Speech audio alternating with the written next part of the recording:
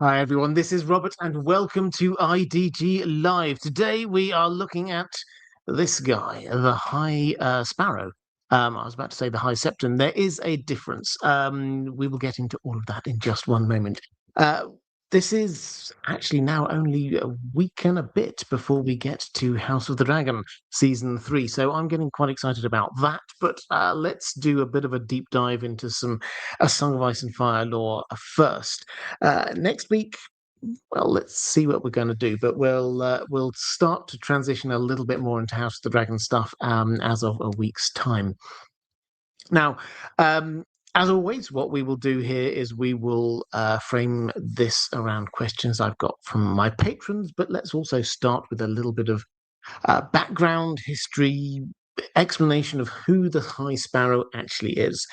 And we should probably start by saying we don't know. Um, by which I mean we know who he is, but we don't know his background at all. He's called the High Sparrow because he is the High Septon, but he's also one of the Sparrows, the small folk, the poor folk who are religious in the faith of the Seven. So that's the kind of the nickname that he's given, but we are never told his actual name, which, and I'm sure we'll get onto this, is probably part of the point here because he isn't supposed to be a specific person so much as an expression of the more zealous small folk who are worshippers of the faith of the Seven. So where does he come from and what's his story? Well, we do get very probably an early reference to him when we get one of those chapters of Brienne wandering around the Seven Kingdoms, and she runs into a group of poor fellows who are heading towards King's Landing. And there's a little bit of a toing and froing, but basically this short, thin Septon sort of bids her go on her way, which tells us a couple of things. First of all, we know Brienne is one of the few properly good characters in this world, and the High Septon has no reason to be stopping her. We see what he's like with the people in King's Landing, but with Brienne, he seems all right. So that's the first thing. The second thing is the bigger picture, which is that war has been raging across the Seven Kingdoms, the Riverlands in particular, for quite some time, a year or more. And people are trying to go to wherever is safe or wherever they think might be safe. And for many people, that's King's Landing. And so we have this constant drip, drip, drip, which turns into a flood of people trying to escape the war zone, trying to get within the city walls of King's Landing. They know it's not perfect. They fully know there was the Battle of the Blackwater. They fully know that there's lots of history of King's Landing being in trouble, but compared to their local farmstead, that's as good as they've got for safety. Added to which, for the faithful, that's where the Great Sept is, and that's where the High Septon is, and that, unless they're quite close to Old Town, is the most sensible and logical place for them to go to be seeking shelter. And so they do. They head on down to King's Landing. And a huge amount of these poor fellows, they're often called, gather just outside the Great Sept. And they sort of around where the Sept of Baelor, around where the statue of Baelor is, where Ned was executed. That is where they are gathering outside this great sept. Now, one of those people is the person who will be known as the High Sparrow. He seems unremarkable. He at one point gives his sort of history as being a septon out there in the Seven Kingdoms. He had 100 or more villages that he would sort of go around on rotation, and he would preach to them, and he would marry people, and he would do all of the things that a good septon should do in a village, and then he'd go on to the next one, and then he'd go on to the next one, and he'd just do his rounds. This was what a traveling septon would do, and a lot of the time they would be welcomed in, they would be fed, they would be given shelter for a night or two, and then they would be allowed to go on their way.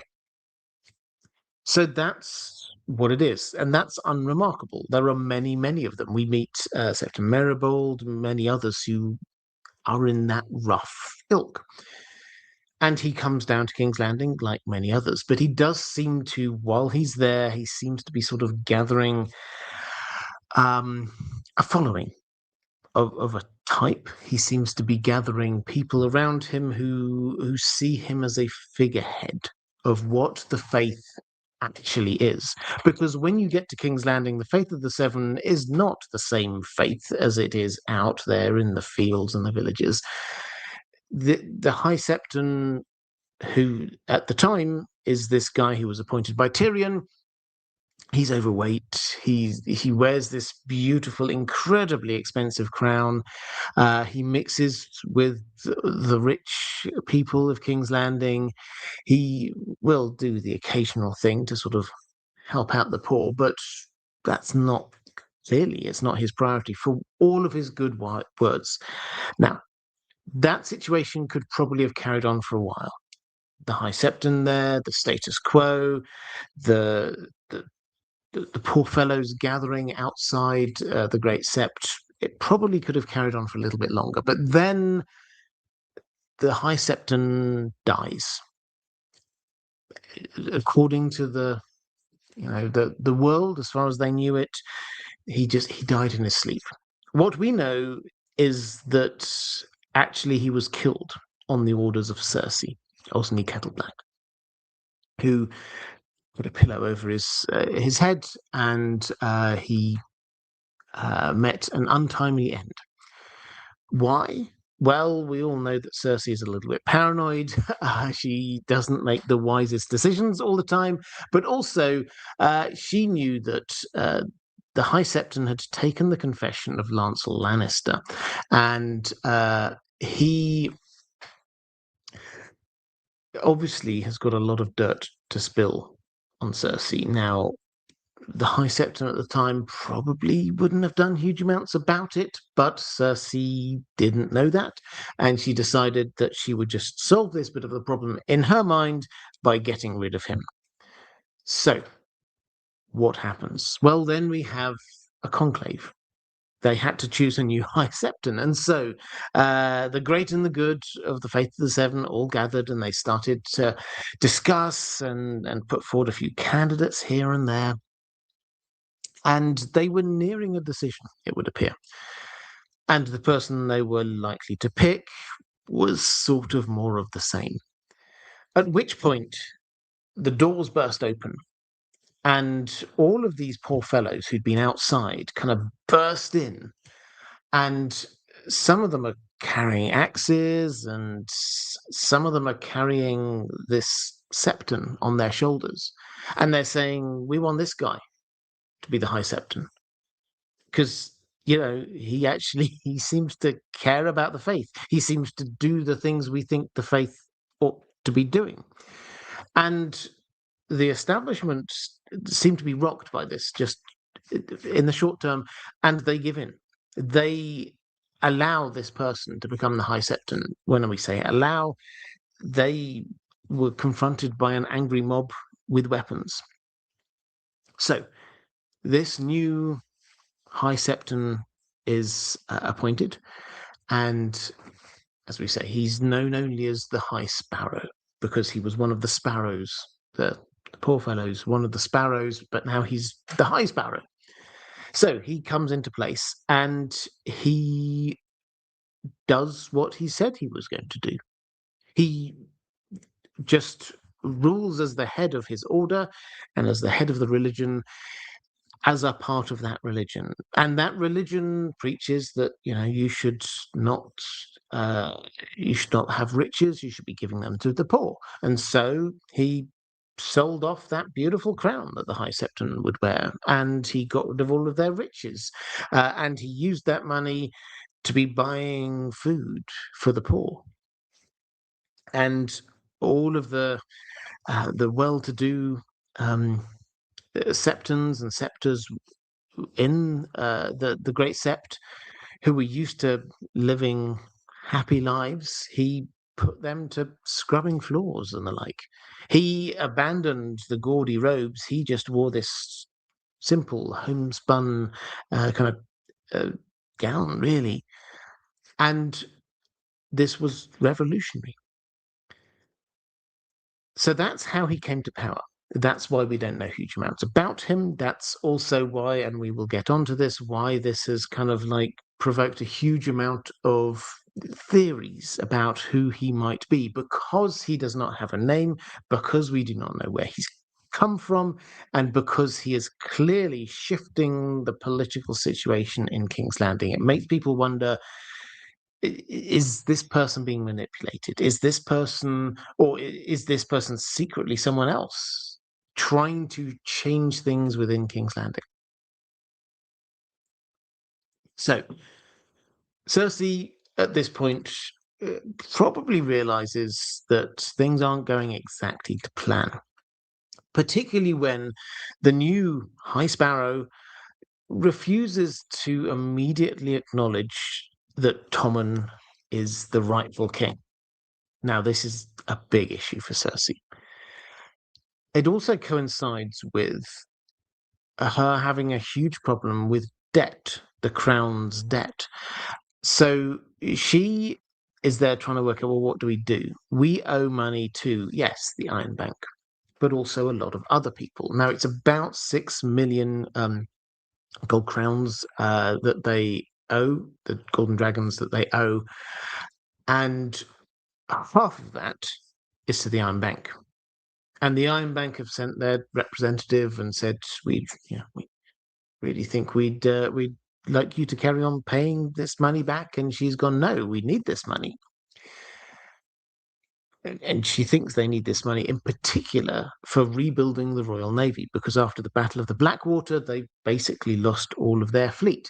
And she does realize that this leaves King's Landing in quite a vulnerable position. So in order to rebuild their fleet, they need money. She realizes that they're not getting so much money in these days, and she thinks, okay, how do we stop money flowing out? Well, we'll stop paying money back to these people we owe stuff to. So the Iron Bank, we know she makes a strategic error there. We will see the result of that over the next book or so. But she decides not to repay them.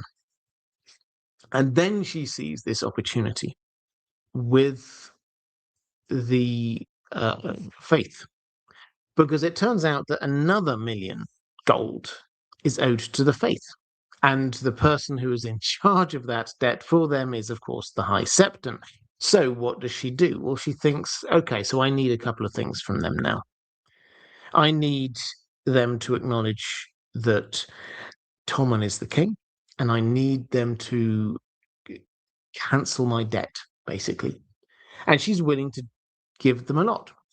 So she goes to see this new High Septon. And she sits down and she starts negotiating. Now, neither side probably would talk about it in that plain terms, but that's what was going on there. And she comes to this deal because the High Septon's starting position is, okay, well, I need to think about Tommen because this is quite hard.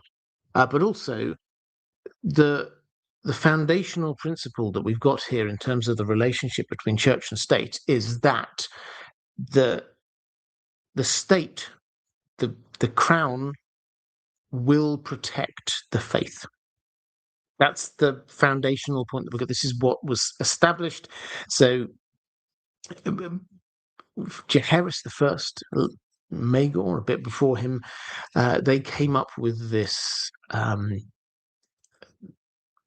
established way that this was going to work, because way back in the early days, the faith did not like the Targaryens for obvious reasons. The Targaryens were incestuous, the Targaryens were polygamous, the Targaryens had a history of worshipping other gods. There was a lot not to like about the Targaryens from a faith perspective. And the first few decades of the Targaryen rule was characterized by a huge amount of sometimes large, sometimes small rebellions amongst the faith. And the decision that was made by Maegor and then Jaehaerys was, we are outlawing the ability of the faith to bear arms. The faith militant was what it was called. They would basically create a small army of their own. And so the deal was made that the faith would kind of look the other way when it came to the Targaryens and all of their strange foreign ways. And the faith would lay down their arms, and the faith would never again be allowed to be carrying weaponry. It would become a peaceful religion. But in return, the crown would always protect the faith.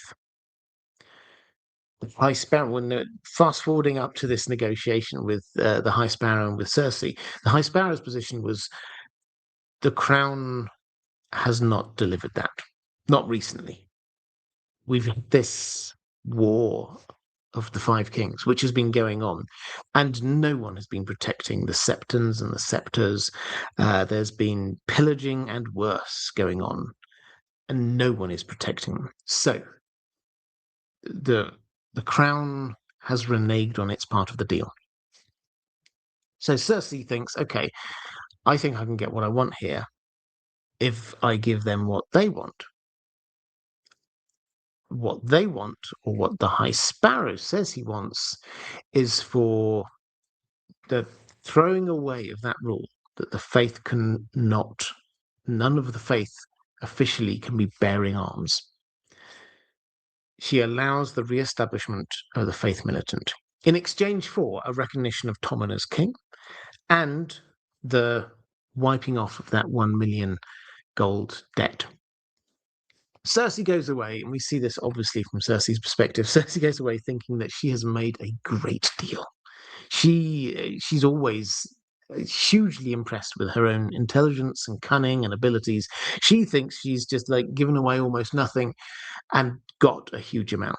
And she did get some wins out of it, but long term, strategically, she's not a student of history. She probably doesn't realize quite how significant allowing the faith to bear arms actually is, particularly when combined with what we might charitably call a zealot in charge. So she heads off, thinking she's won a victory, at which point she has another cunning plan, because she is starting to get a bit worried about Marjorie. Now, there are many layers to this. If you go read through her chapters, you'll find out that she's very focused in on prophecy. She's and the Valonqar prophecy and the younger, more beautiful person who's going to take everything that she holds dear. She starts to think that that must be Marjorie, particularly when she's realizing that Marjorie is perhaps like kind of elbowing her way into power, soft power, by getting closer to Tommen. Cersei always thinks that she's got this huge control over her children. She doesn't. And she thinks, okay, what do I do? Well, I've clearly already got one over the High Septon, so I'll try and do it again. And she sends Osney Kettleback to the High Septon to confess to crimes. Oh, woe is me, says Osney Kettleback. I have been sleeping with Marjorie Tyrell. And not just me, but here's this list of all of these other people who are involved in this outrageous debauchery. She sends him off there, because she's completely confident in her abilities, she says, "Look, yes, I'm sure you'll have a bit of hard questioning and things like that, but you come out the other side, and I'll make sure that you're well looked after on the other side." So he does what she says. But when he arrives there, the High Septon starts to get a little bit suspicious because he thinks to himself, I've rarely seen someone who is admitting to so many horrendous crimes and thinking moral crimes from his perspective, and thinking that they need to repent, and yet seeming so calm and okay with the world. They're not renting their hair. They're not saying, "Oh, woe is me." They seem okay with themselves. So he starts getting a bit suspicious, and he questions Osney Kettleblack quite hard, by which we might interpret torture.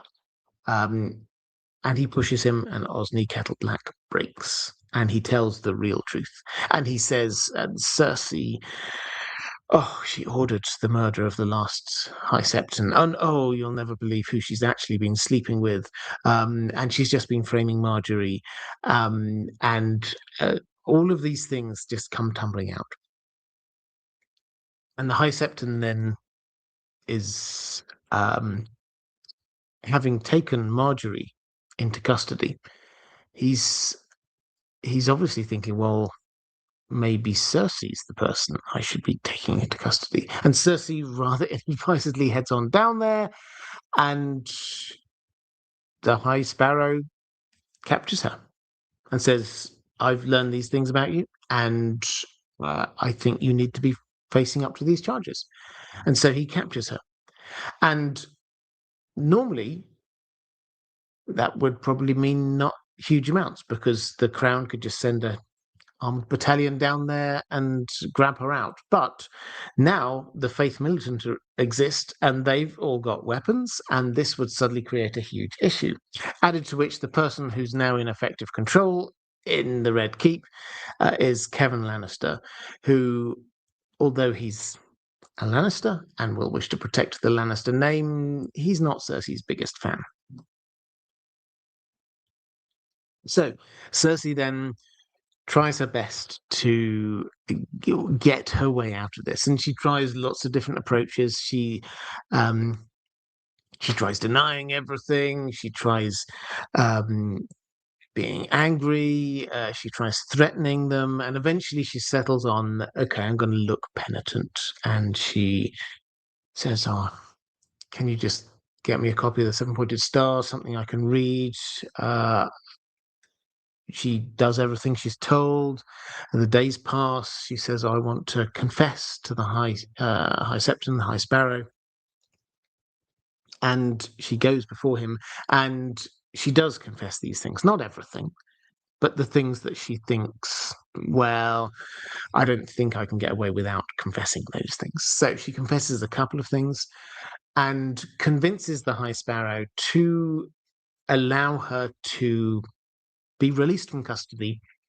She's still going to come under trial, but she's going to be released from custody as long as, and this is where Kevan also comes in, as long as she does this walk of shame, which she does. And she heads up to King's Landing, or to the Red Keep through King's Landing, and obviously hates every minute of it, which, just on that basis, we should sympathize with, because that's horrible. None of us would like to be walking naked through King's Landing while people hurl abuse and very smelly things at us. That was a nasty experience for her. Which leaves us in the situation where the High Sparrow is in charge of the faith. He has got a newly invigorated faith militant, so he's got soldiers.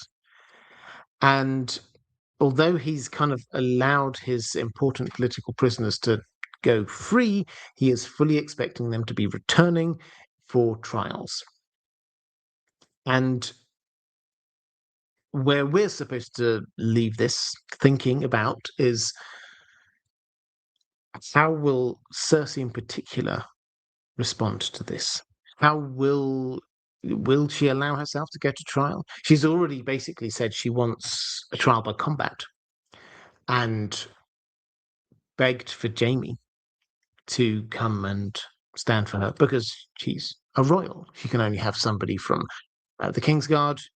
Jaime gets her letter, crumples it up and throws it away. He's not coming to help.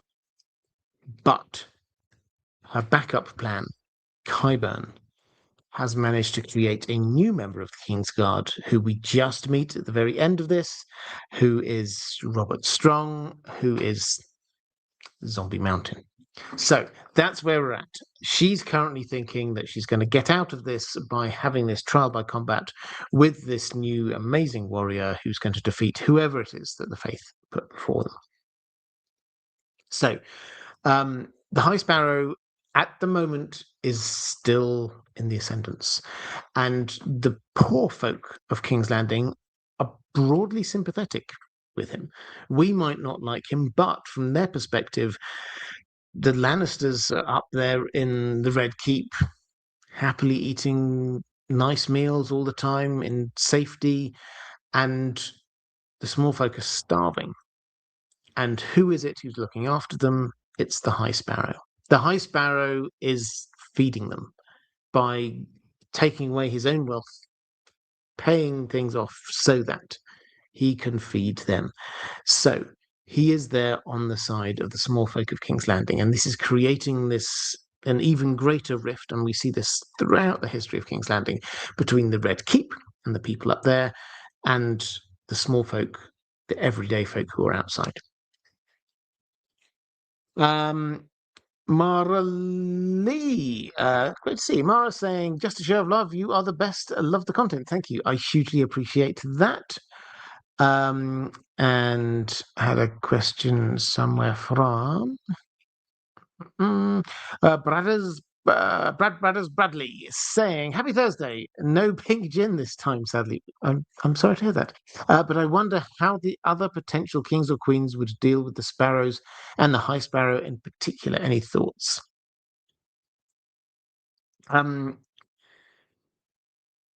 So other potential kings and queens, I'm assuming you're thinking of people like Stannis.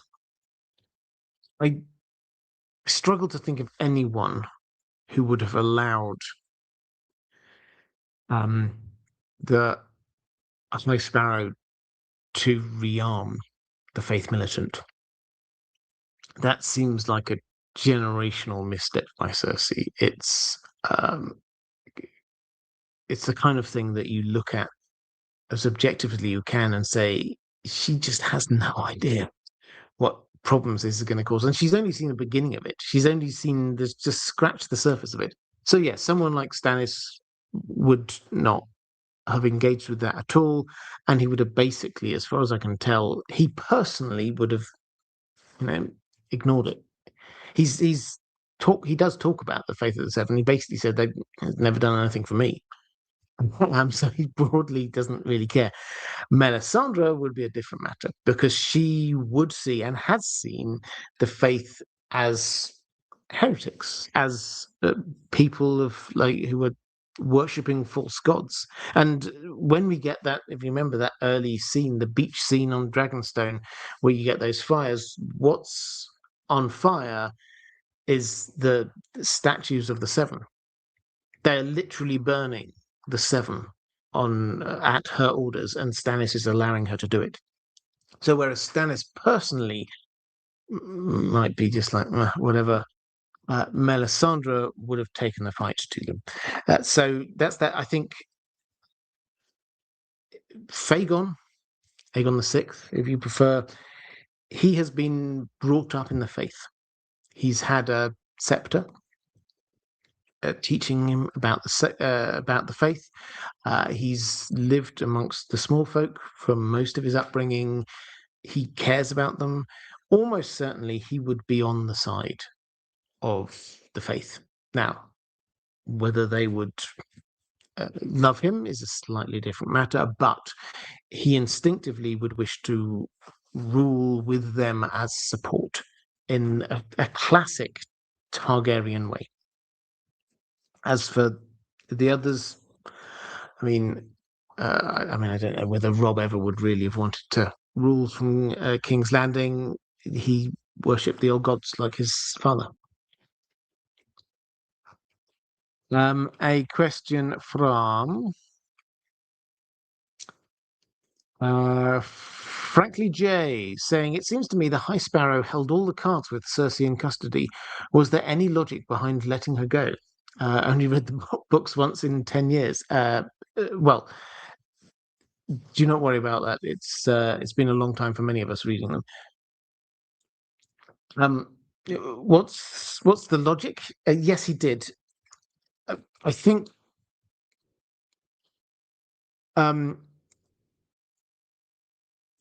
there's two elements to this, as I see it. One of them is the fact that he does come across as being, yeah, he's a zealot. Yes, he's a true believer, but he wants to do it right. He wants to do it by his faith. He doesn't. He's not just capturing people and holding them because of a power play. He actually does genuinely seem to care about what he sees as the crimes and misdeeds of people.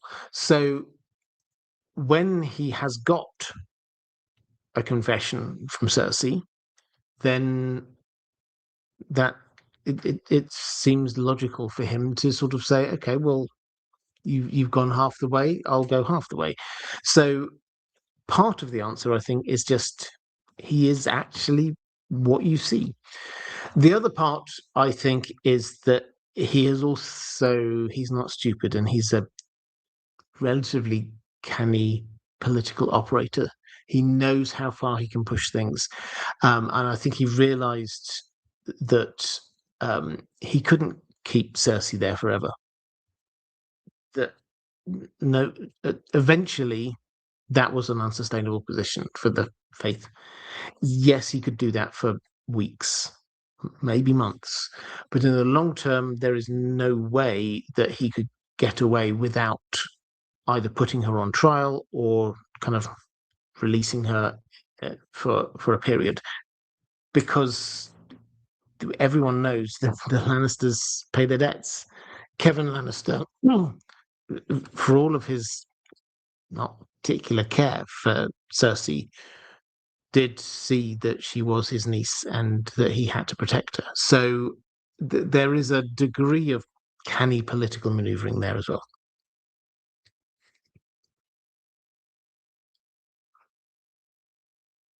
Right, let's go to Lady Pushkins, who just said he's a shoeless zealot. That's who he is. He is, and I think this is something that I tried in that last answer actually to try and tease this out. Is that when we're trying to describe who he is and what he is, we have to look at his actions because we don't have anything from his POV. And his actions have two broad themes, one of which is being a zealot for the faith, being a true believer. And the other one is quite clever maneuvering and understanding of how this political world works, probably just instinctively, but we'll get onto that. So yeah, there's a couple of levels to this, that he does seem to be what the people want, what the small folk want. Yeldenil saying, hi, Robert and Dan. Do we know what the relationship is between the Sparrows or the Faith and the Maesters? I've always found it peculiar that those two powers seem to balance each other out. While the Maesters promote science and rationality, campaigning against magic and mysticism, the Faith and other religions maintain a certain level of magical thinking and attribute unnatural or supernatural powers to gods. Yeah, interesting. So what's the affinity between them? What's the relationship between them? Well, although we now think of them as being sort of based in separate places, the Maesters being in Old Town, the Faith being based in King's Landing for almost all of their existence, right up until just the last 150 years or so, they were both in the same place. They were both based down in Old Town. And that I think is significant because both of them were bankrolled by the Hightowers. Now, that does not mean, and you can go back through the history of this, that does not mean that they do the Hightowers' bidding all the time. But it does mean that the Hightowers have this kind of paternalistic approach to them. Moving the center of the Faith of the Seven to King's Landing kind of broke that a little bit. The Hightowers' influence doesn't seem to be there at the moment in a way that it used to be. So, for example, if you go back to the first few decades of the Targaryen rule, then the Hightowers seem to actively be managing the Faith. If there's a High Septon that they don't particularly like, then that High Septon might have an untimely death, and somebody else might be put in who is slightly more sympathetic. That kind of thing. So they do seem to kind of, for a long while perhaps, have been manipulating events. Them being at a distance seems to have made this a whole lot harder. So that said, I think the key thing is that their objectives sometimes do align. Yes, we get the Maesters wanting to build this kind of rational world, and the Faith being about religion. But of all the faiths in Westeros, the Faith of the Seven it's the least magically inclined. We have to be honest. We look at it, and I get asked this question a lot: is there actually any faith, any magic associated with the Faith of the Seven? Can we actually point at anything and say, "Oh yeah, that person prayed to the Seven, and that happened"? Great work. So if the Maesters had to be supporting a religion per se, the Faith of the Seven probably is it. That's the one that they'd want. If this faith is preaching the kinds of things that they like, which is caring for the small folk, which is supporting conservative with a small c causes like marriage, and faith, and caring for those less well off. These kinds of things actually do kind of fit in with the Maester agenda when you're thinking about it. And they might, if they're being slightly Machiavellian in their mindset, they might think, well, I'd much rather people follow this rather benign faith than any of these other crazy faiths out there. If people want religion, let's let them have that religion. It's never fully spelled out as being this strong link. There's no real technical legal link between the two, but still they do. They work well with each other. Let's put it that way.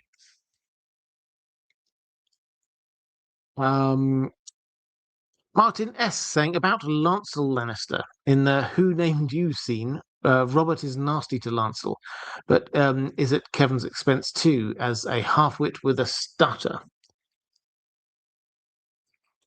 Yeah. So I mean, the Robert Baratheon's not nice to a lot of people. It has to be said, and he's not nice to a lot of the Lannisters.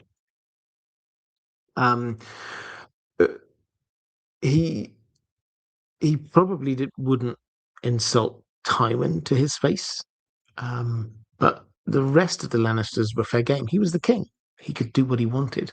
Lancel was, of course, let's not forget, that was one of his squires. So, although he tolerated it, then he says to Ned quite a few times, I'm surrounded by Lannisters. He kind of like accepts the truth of what it is, but just wallows in the fact that he's being king, so he can do and say what he likes. Let's go to Maura saying, hi, Robert and Dan. I'm curious about the High Sparrow's role and what real life equivalent his role would be in, say, the Anglican Church. Would his role be similar to the Archbishop of Canterbury or to a regular bishop? Do you think he will have a similar ending like he did on the TV show? Is he the only High Sparrow, or are there any in other places like Bravos, for example? Okay, so he is the only high sparrow, as I say, is that's just a made up term for that particular high septon. He is um the head of the faith, and that means that yes, he's the head of the faith worldwide. When I say worldwide, it is mostly / almost entirely within Westeros. There are a few small enclaves. We're told, there is a sept in Bravos, and I think we've heard of others being aware of it, but there's certainly no septs or wandering septons in most of Essos. So yeah, it's broadly Westeros we're talking about. How does this equate to any religion that we might sort of name? I mean, yeah, in the Anglican Church, it would be the Archbishop of Canterbury. In the Catholic Church, it would be the Pope. It's the first among equals is the kind of feel they've got. I mean, George R. R. Martin has kind of played into the Catholic thing quite a lot here, I think. This idea of this kind of conclave when they all gather to elect the new leader, that's very much like as we saw relatively recently with the electing of a new pope. That's that kind of feel that he was buying into, and it's also a faith that he was, I think, brought up in as well. So he's aware of it. So yeah, we're talking about the primus inter pares, the first among equals. Let's go to Kirsty Angel saying, what is the theory about the High Sparrow being Howland Reed? Also, Sparrow is the literal translation of the word for little finger, pinky, the little finger in Turkish. I did not know that. Thank you for that. We'll come on to the little finger in a moment. So yeah, I do have a question somewhere about this, but I will combine this with that. So the theory about the High Sparrow being Howland Reed, this is a theory which has been around in the Song of Ice and Fire community for a while now, at least a decade, I would say.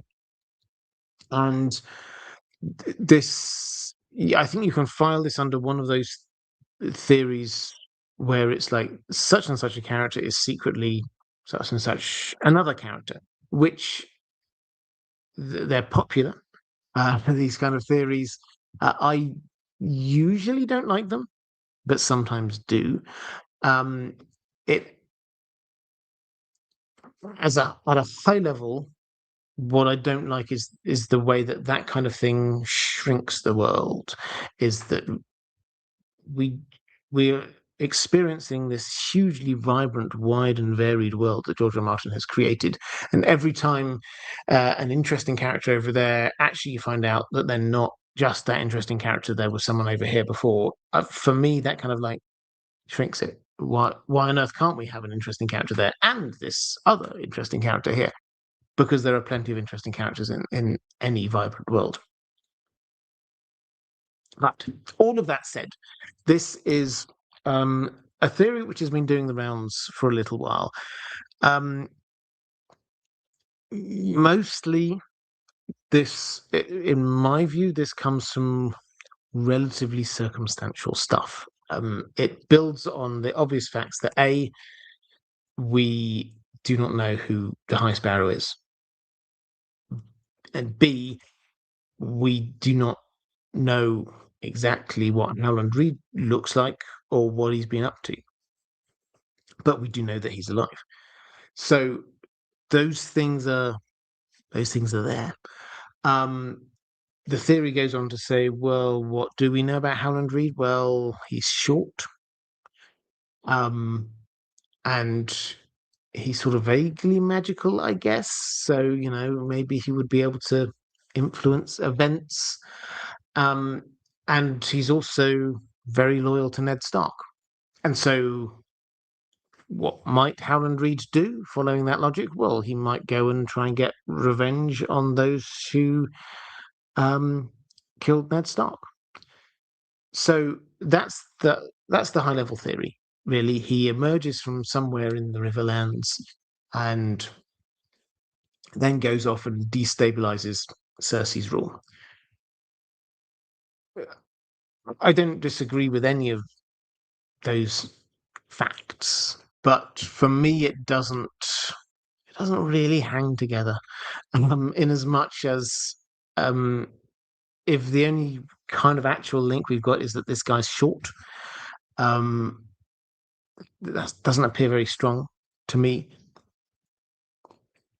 There's apparently some imagery about green associated with him, which I have to admit I've never picked up on when reading through, but maybe it's there. But I think the biggest thing is,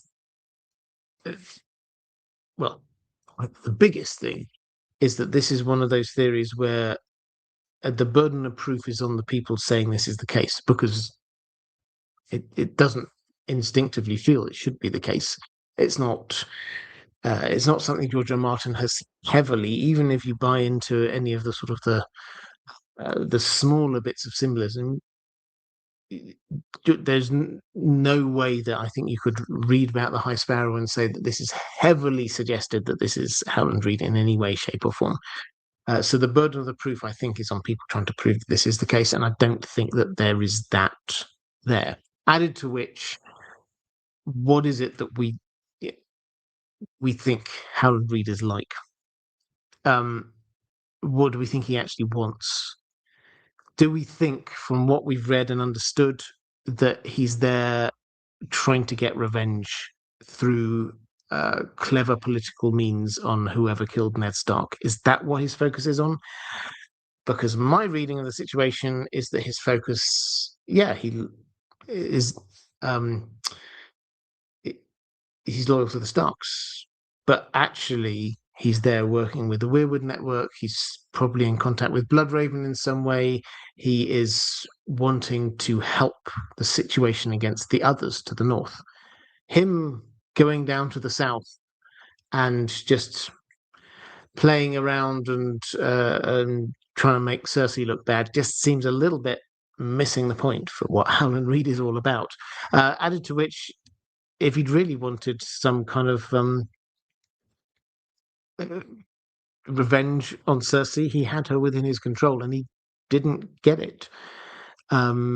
He could have had her killed, and then himself disappeared. It's entirely possible. Added to which, you just say, realistically, do we think this person who's emerged? We might not know his name, but do we really think somebody from a completely different faith, who has nothing that we know of to do with the Faith of the Seven, wasn't brought up in the Faith of the Seven, as far as we know, never even really knew a scepter or septon. We don't think there's any septons or septs in the neck, that he suddenly comes up and can legitimately be putting himself across as being one of the most devout people in a completely different religion. It doesn't kind of work for me. So there's a lot of reasons why I don't particularly like it, I have to say. I always like a little bit of lateral thinking, but for me that doesn't quite work.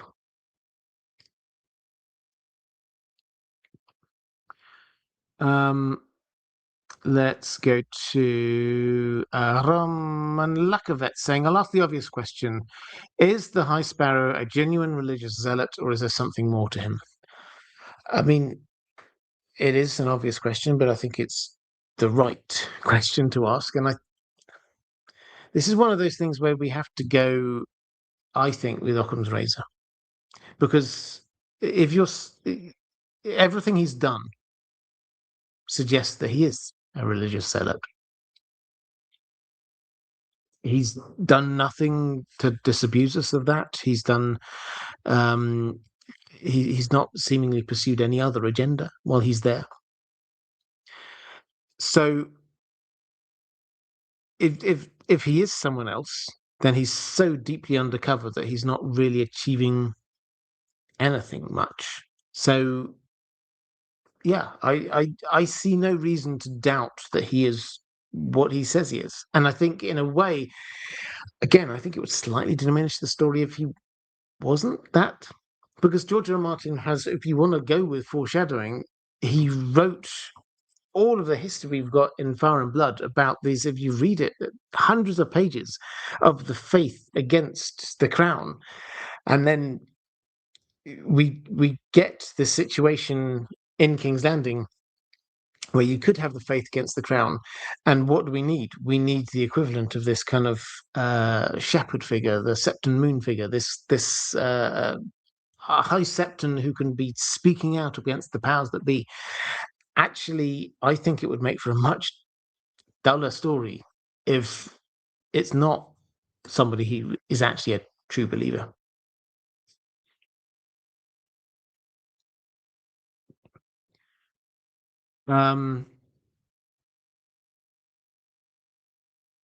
Let's go to a question from Derek saying, isn't it funny that some random guy from the countryside with no shoes is smarter politically than Cersei? Well, yeah. But I think when you read Cersei's chapters, I think they're actually some of the best written chapters George R. R. Martin has done, because you get all of her kind of Virginia Woolf-esque sort of stream of consciousness coming out about all of these paranoia she's got and what she thinks about this and what she thinks, and so much of it is just not the case. And so we, the reader, are actually invited to go, actually, Cersei, you're wrong on this, and you're wrong on that. And we're invited to spot when she's making strategic errors. So is it funny that some random person is better politically than her? I mean, it is funny, but it's because she's not strategic. She thinks she's strategic. She's not. And just the giving up the right to bear arms to them is just baffling. He actually, when you look at it, so Jonathan Pryce, I thought did a fantastic job. He's a great actor, obviously, but I think he did a fantastic job here. But because he's clearly very intelligent and he kind of imbued this intelligence into the role, and they really liked when they could create moments when he was just having this kind of really intelligent banter with people, like Elena Tyrell. That's not really there in the books. So they kind of made him more politically aware on the TV show. Whereas in the books, if you go with Occam's razor and say, well, what is it that just a clever but pretty sheltered religious zealot would do in this time, then he does it almost every time. Yes, it looks like he's playing these people, but at the same time, it's them making mistakes more than him playing this masterclass. It's not that he's this amazing political operator who's just got everybody on the back foot all the time. I don't think he has. I think it's just Cersei battling herself into a corner almost every time.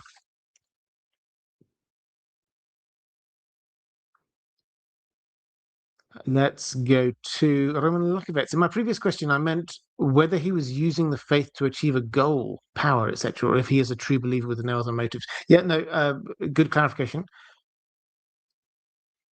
I don't think there is, again, I don't think there is any indication that he is there other than on a purely personal level of maybe he does get off on the power, but he doesn't seem to be um, gathering power for himself in terms and then using it. He's actively giving away money, which he could use to sleep in a nice bed and wear nice clothes. He's actively going against that. So if there is this other agenda within him to be doing these things, it's pretty genuine because it's taking over so much of his life.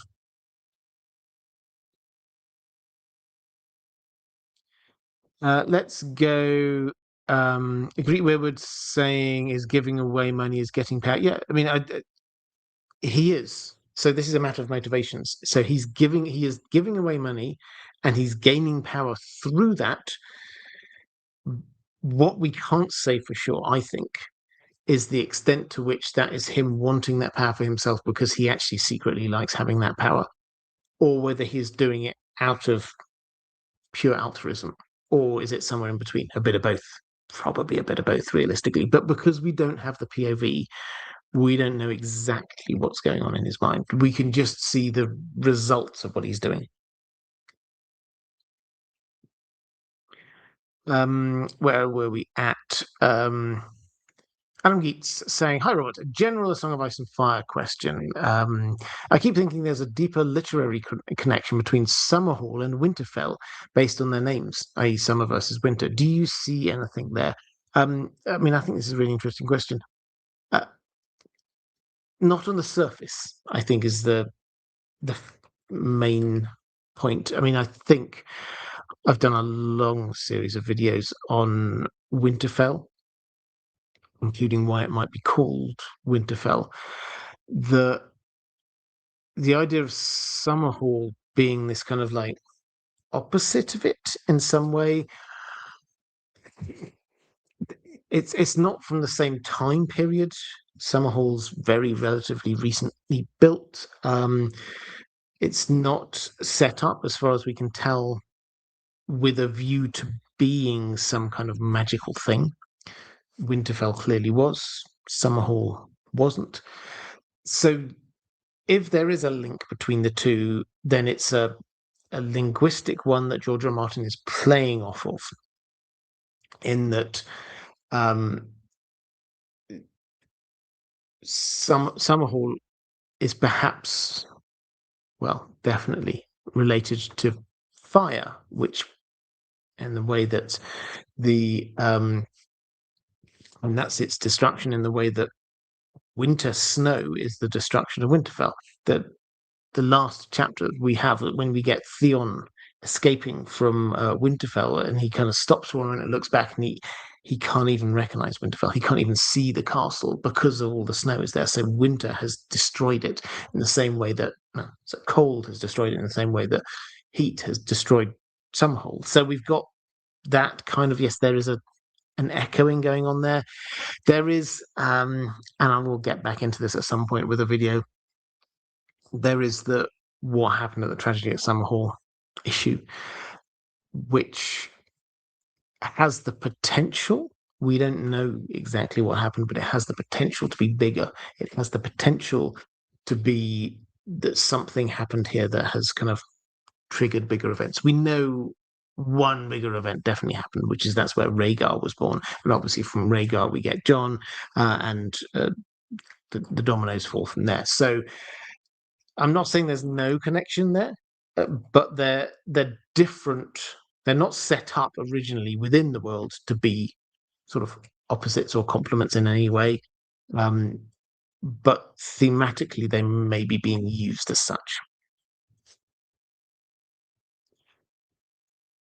Question from Buttoned Up Reader. Do you think the Faith Militant will play a role in fighting the others? It seems like a way to make them impactful, but also heavily reduce their numbers. Um, yeah, I mean, this is one of those things. I always pause a little before answering this kind of question because this is what's going to happen, not even in the next book, but in the book after, which is a long way away, not just in our time, but in terms of plotting. And a lot will happen to the Faith Militant in that time. And the where the kind of the invasion of the others might get to will impact on things because the Faith Militant are not in the north. They are at the moment they're in King's Landing. There's a few knots of them, I feel sure, in Old Town and the like, but they're not where the others are going to be initially. So we have a note of caution there to start with. At a basic level, yeah, they certainly seem like the kind of people who would get involved. Not in the same way that priests of law, their religion is apocalyptic, and they believe that this is the end of days when they're fighting the great other. So 100% they will get involved in this. They will. We've already got Makoro going over to Danny. She's not there, but they'll meet up. And he will say, we believe you're Azora High Reborn. We're throwing the resources of the faith behind you. Let's go to Westeros. We don't have that right now with the Faith of the Seven, but you could certainly see if they're there thinking things are abominations, then the others are an abomination to pretty much every religion.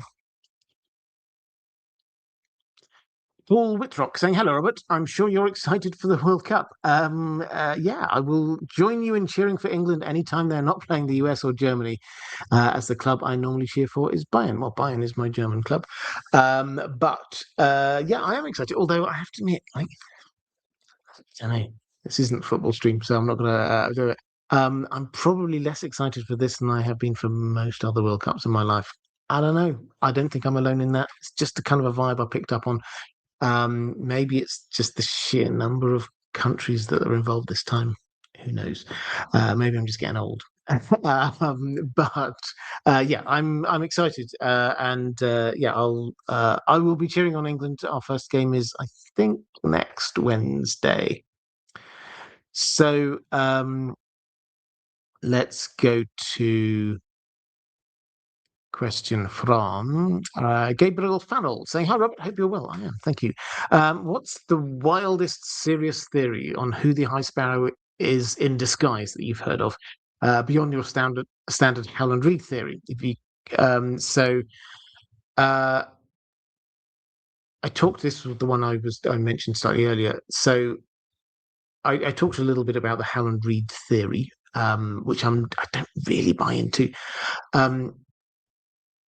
I did also mention somebody said in the chat about the Turkish word for sparrow is Littlefinger, which does tie in with this other theory I've got, which I'm not ruling out. It is kind of outlandish, but I'm not ruling out. So the fact is, having said I'm not a massive fan of the Howland Readers, the High Sparrow theory, it does invite the question when we get this complete unknown. Maybe this person is a bit of a plant. Maybe this person is there to try and achieve things for another actor. Maybe they've been put there for some reason. When we get there, so we've got House of the Dragon about to start next week. Exciting. And we're going to be moving towards the storming of the Dragon Pit, and the Shepherd is going to be a very important person there. The Shepherd is a character who has echoes of the High Sparrow.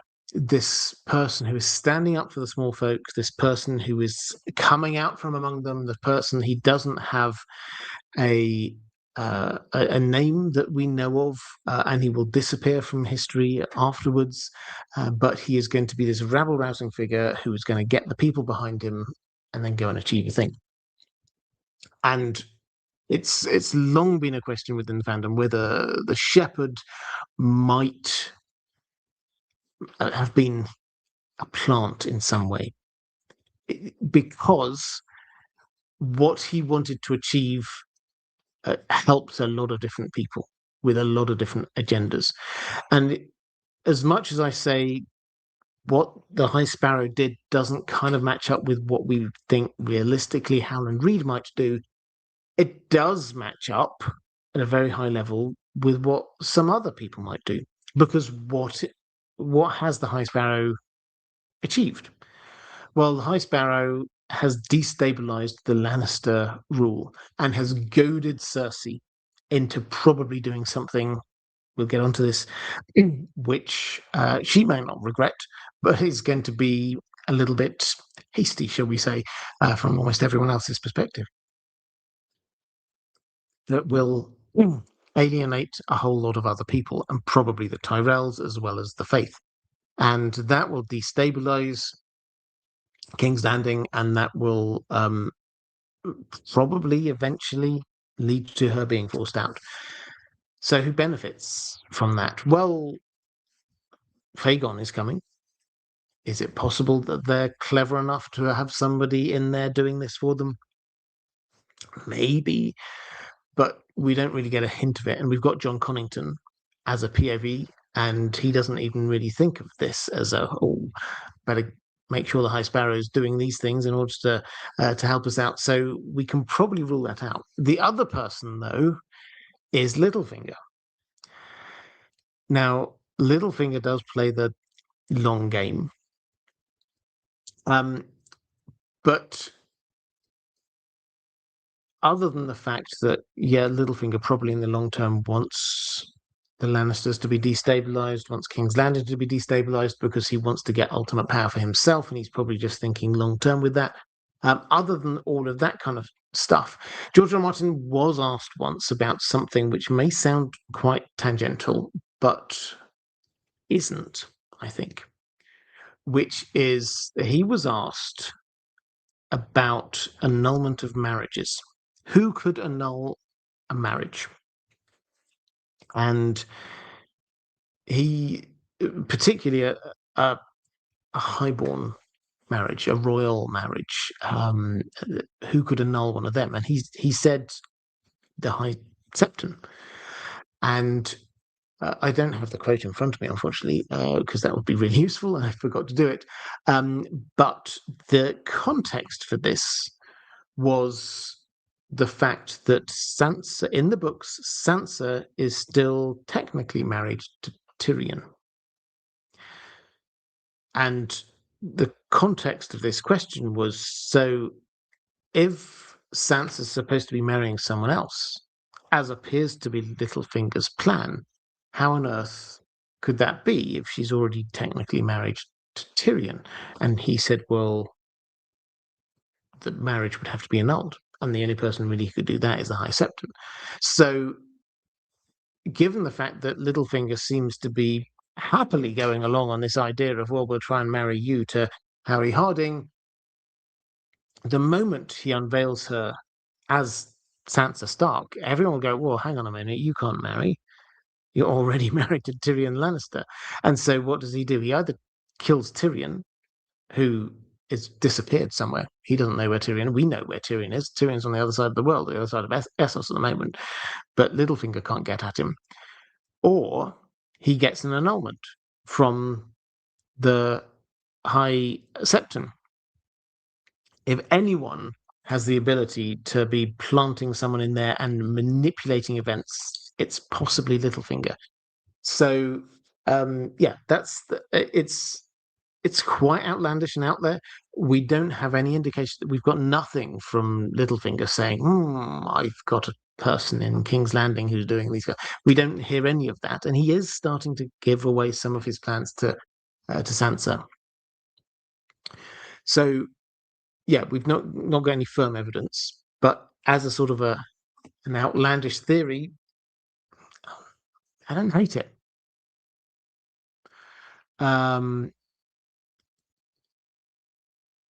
Let's go to Derek saying, I apologize for the off-topic question. Not a problem at all. Do you think we'll ever see A Dream of Spring, the book? Well, a man has to live with hope, doesn't he? Let's get the Winds of Winter first. I think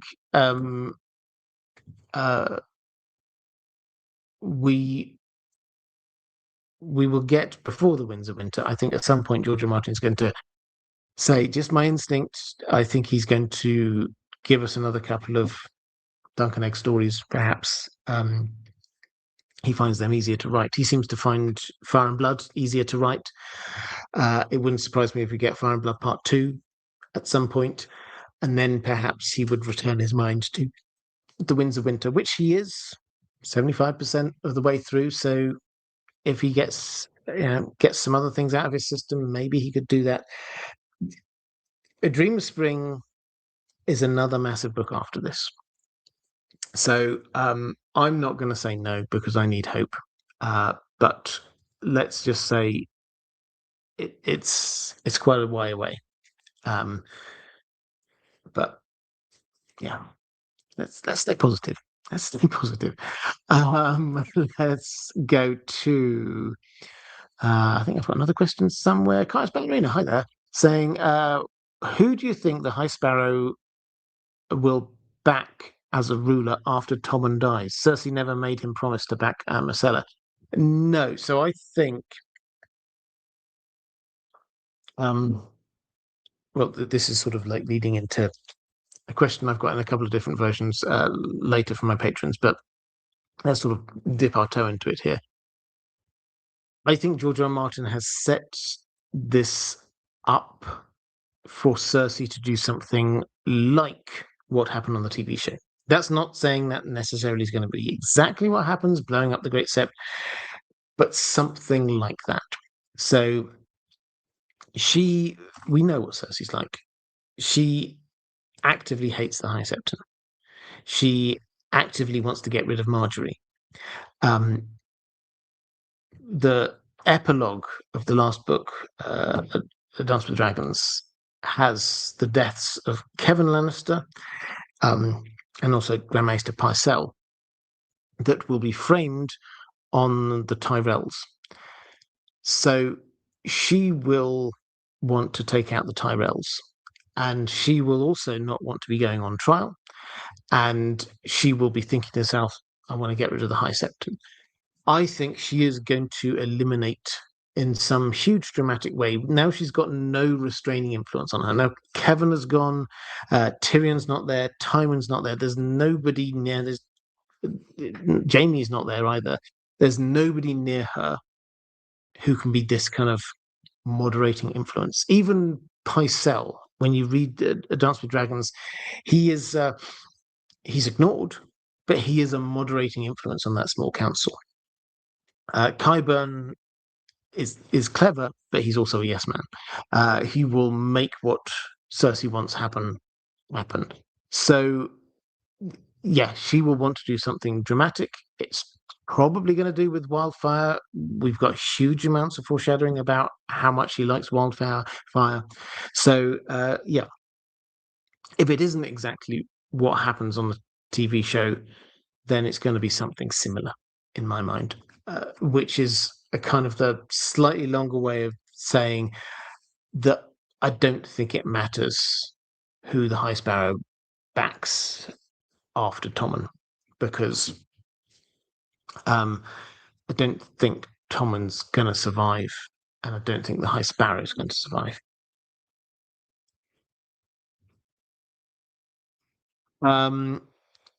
Let's go to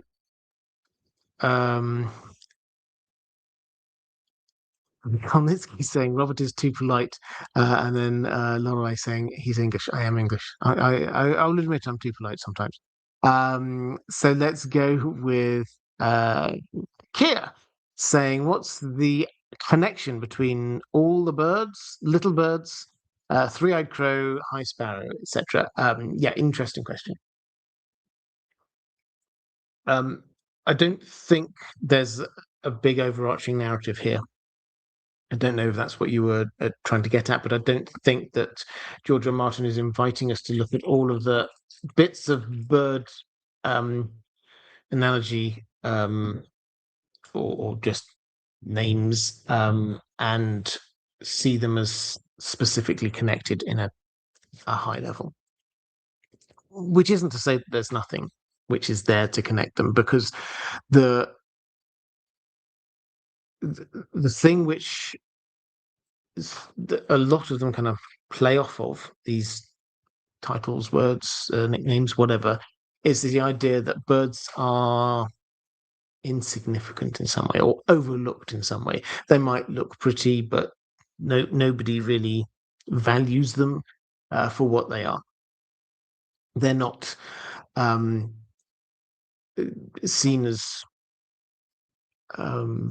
one of the things that you should be treasuring in your life. You might have like a beautiful bird in a cage that sings. Sansa's often kind of compared to that, but pigeons are captured in the slums of King's Landing just to be thrown in into a bowl of brown, and the sparrows are there because the sparrows are everywhere, very common, just pecking up whatever things are left on the floor. The idea about the little birds is that they're not really, nobody really pays attention to them. So that's the kind of the overarching feel of a lot of this kind of bird imagery that George R. Martin uses, is that um, they're there, but you don't really pay attention to them. You probably should, because they see a huge amount of things, they hear a huge amount of things, and there are a lot of them. But you don't really pay enough attention.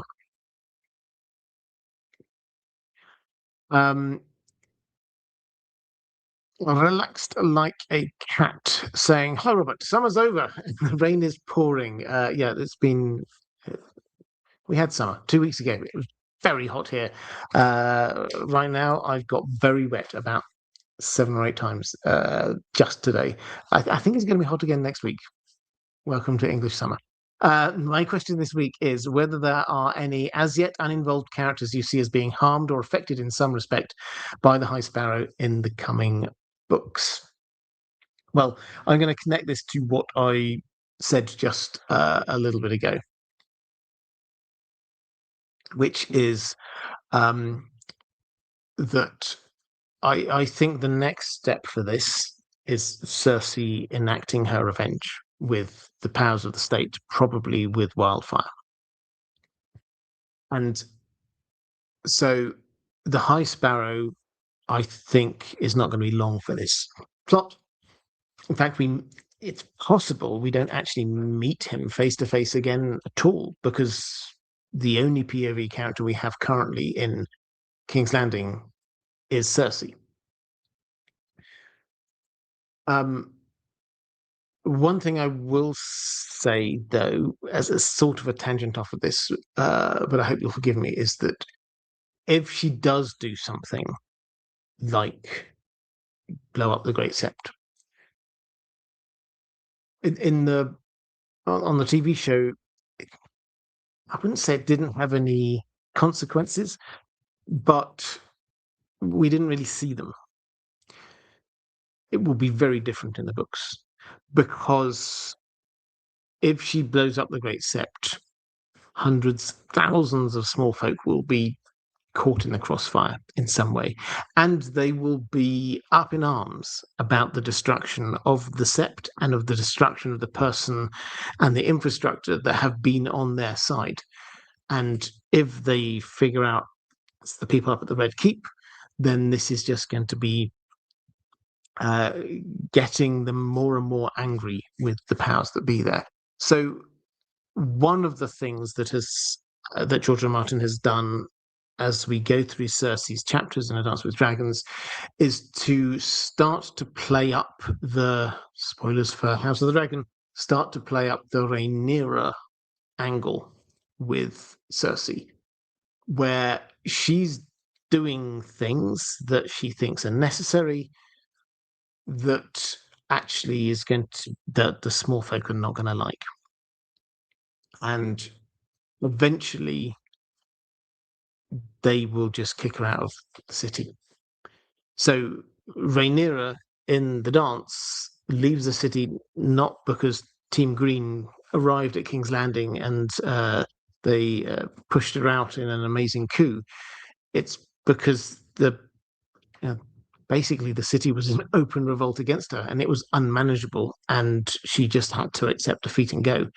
And that I think feels closer to the kind of the narrative arc that Cersei's going on at the moment.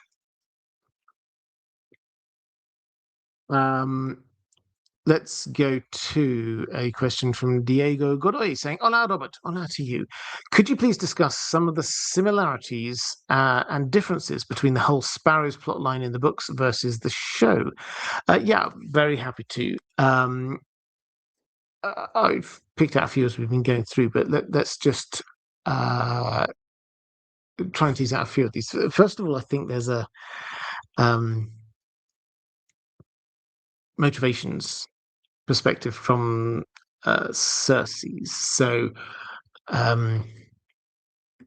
in the TV show, what was going on there was about a personal. She doesn't like Marjorie because Marjorie's coming in and taking control, and she doesn't want that.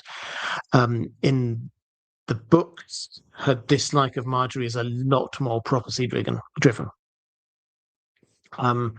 The character of the High Sparrow, as we talked about a little bit before, in the books, from the little we've seen on him, he does seem to be a lot more of a religious zealot and a lot less kind of political, playing clever word games with Elena Tyrell type. So he seems to be slightly different. We've got a big difference with Loras Tyrell, who on the show he's there very much a part of what's going on. He gets the 7-pointed star on his forehead, and Marjorie's trying to rescue him. So a lot of that is focused in on there. In the books, he's been sent off before to go and take out Dragonstone. Completely different plot line. Cersei sends him over there to take Dragonstone, which he does from the sort of the remainder of whoever Stannis had left there. He goes and takes it, but he gets injured apparently, and is sort of there recuperating on Dragonstone at the point we leave the story. So he's a big difference. The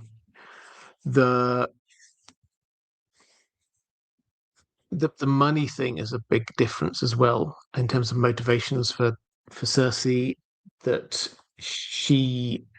the key thing for her is, or one of the two key things for her is she wants to get this debt cancelled, and that's because the crown's debt is massive and it's preventing her from doing what she wants to do. So this isn't just a negotiation about recognizing Tommen and things like that.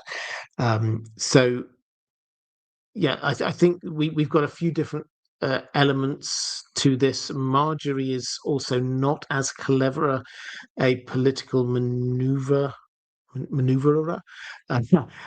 in the books as she was on the TV show.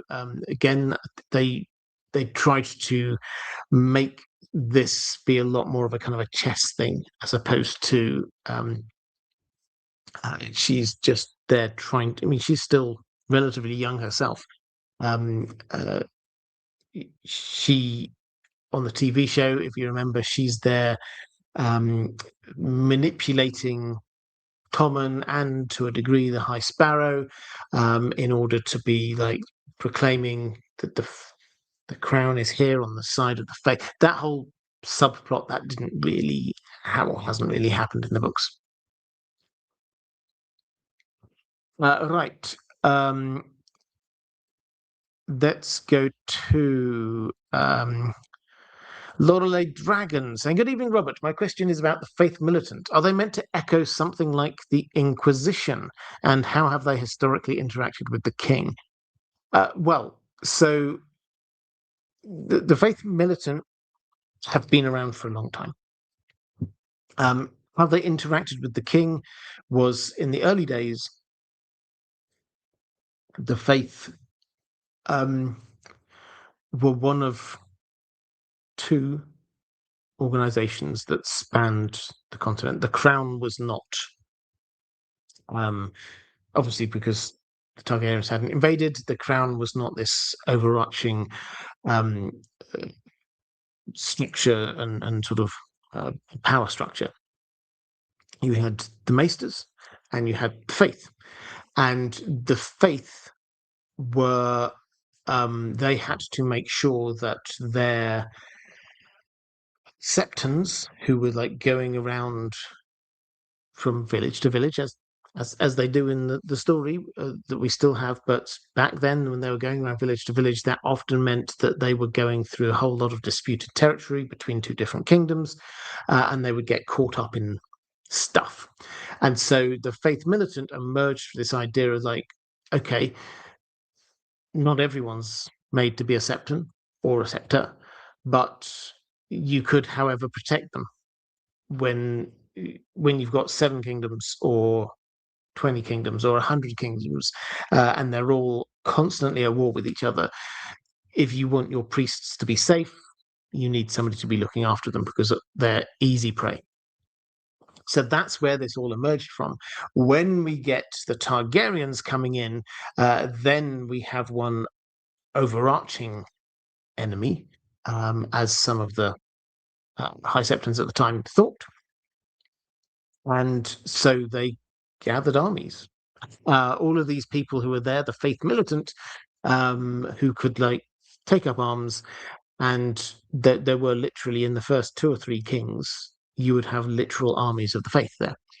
So Maegor went and burnt a whole load and pushed them down and said, "You can't carry weapons anymore." That was his plan. And then Jaehaerys, when he came to power, this was still the situation. The faith was still there. There was a small army outside Old Town under Septon Moon, and he had his first acts really as king were trying to figure out what to do about that. And they were thinking, well, we'll send some dragons over there. And that's when Septon Moon died. Almost certainly the High Towers just getting rid of the problem, because they didn't want dragons coming over there. So the Faith Militant historically had a reasonable and understandable role. They, for the first few decades of Targaryen rule, were this focus of opposition to Targaryens. But then they were banned. And the reason why this was important, when I said ages ago, when I was talking about this deal, and the High Sparrow's perspective, and what the High Sparrow says is that the crown has broken its promise to be protecting the faith. This goes back to how the crown, how Jaehaerys could originally get this deal struck, is to say, okay, you no longer need your Faith Militant. Why? Because the crown will protect you. You don't need somebody with a sword walking alongside your priest, making sure that your priest doesn't get attacked. Because if your priest gets attacked, then the full force of the law is going to come down on whoever did it. that was the principle was made. So Cersei, without being historian, didn't go through all of this and actually think, oh, okay, so that's it. She just thought, okay, fine, they're just wanting people to be there, hold a few swords and look ceremonial. She didn't really think that it was a big issue, but that's because she hadn't been thinking back to what it all was. Are they supposed to echo something like the Inquisition? I mean, maybe a bit, but they're more. They're supposed to be more small folk oriented.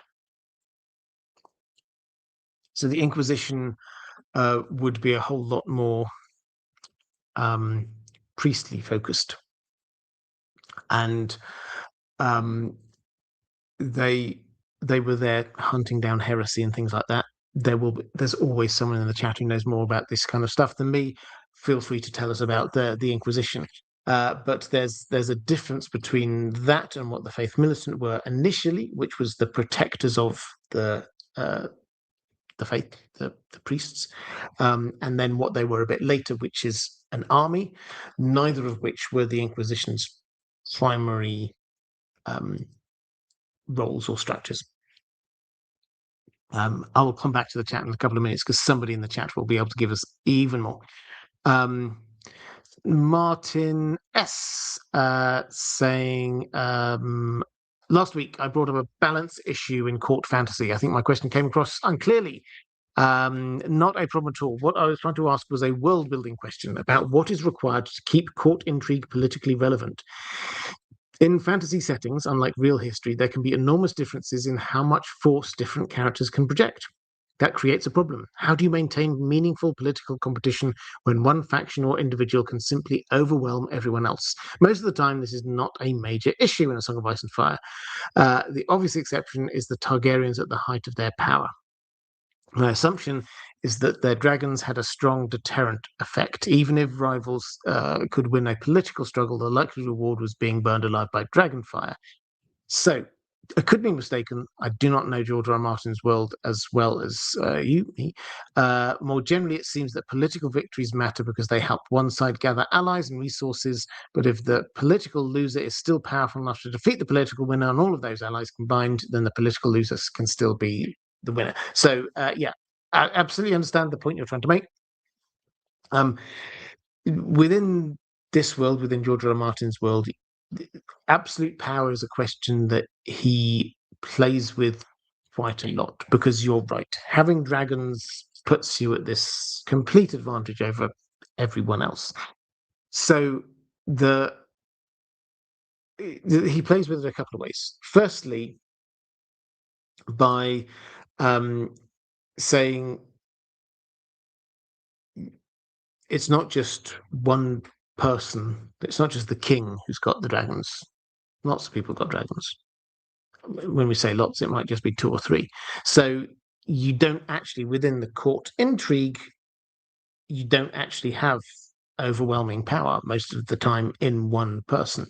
The point about the Dance of the Dragons is that you get a split, and there are some people here with some dragons and some people there with some other dragons, and so that suddenly means that the court power imbalance isn't there. So that's the first thing that he kind of plays with, is this idea of like, yes, we've got this incredibly powerful thing over here, but it's not just in one person. And then he secondly plays with it with this idea that, yeah, they're incredibly powerful, but also they can be destroyed.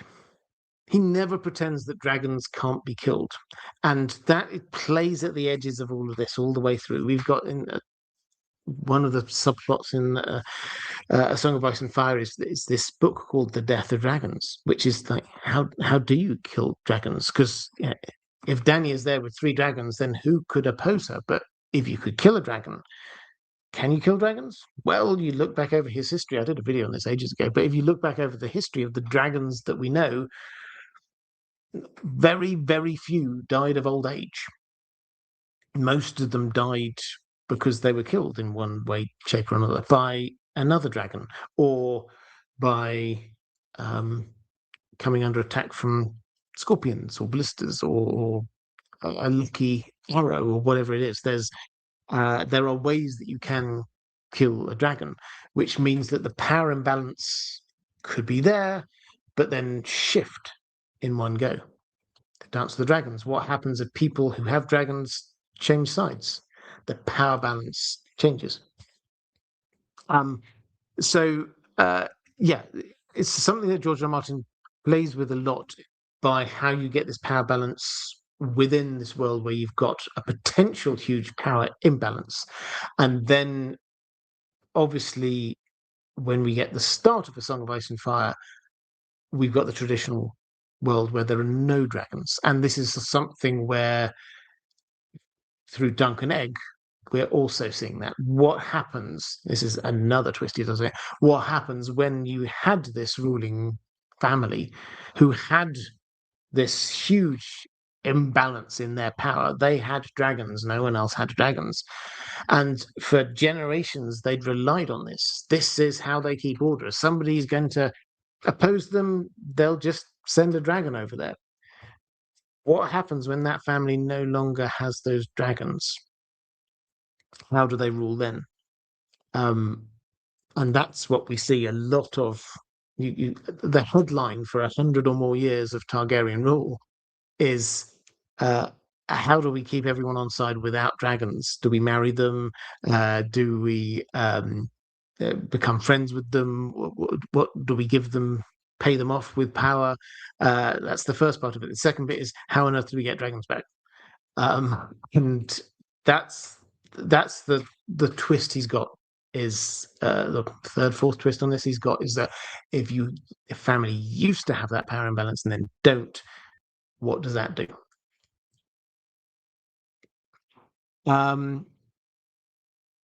A.D. Ross saying, of course, the Church of England Inquisition is cake or death. Yes.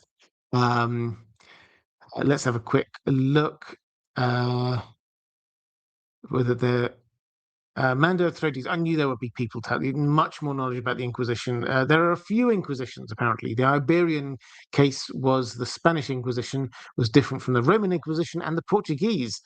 Later on, the church formally established the office of the Holy Inquisition.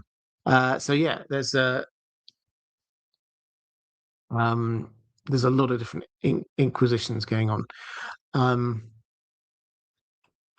Let's go with Ryan's Orcas saying, "Hi Robert, hope you're well." I am, thank you. Actually, I've got this far in. You say thank you to the moderators, which always reminds me when somebody does this. Moderators, thank you so much. If you are watching this on YouTube, if you're in the live chat, then the reason why it's such a lovely place is because there's so many amazing moderators who do fantastic. Could you just show them a little bit of love? I would hugely appreciate it. If you're watching this live on X or Facebook, the two places this is going out on at the moment as well, haven't got that going on, but I'm gonna figure it out sometime. But I see you, and it's great to see you. Also, thank you, patrons. I can't do what I do without your support. I hugely appreciate it. So thank you very much. Okay, let's get back to the question from Orion's Orcas saying, "Hope you're well. The High Sparrow is one of my least favourite characters in King's Landing, and there are many to dislike. Where is he truly from? And will Cersei destroy him first when she takes back power?" I think I've answered most of this one already. This is often the case with these things, unfortunately, when I do it. But let me just, I'll take the Cersei angle for this one, because I sort of mentioned this in passing a bit earlier, but I think it's probably worth unpacking a little bit more.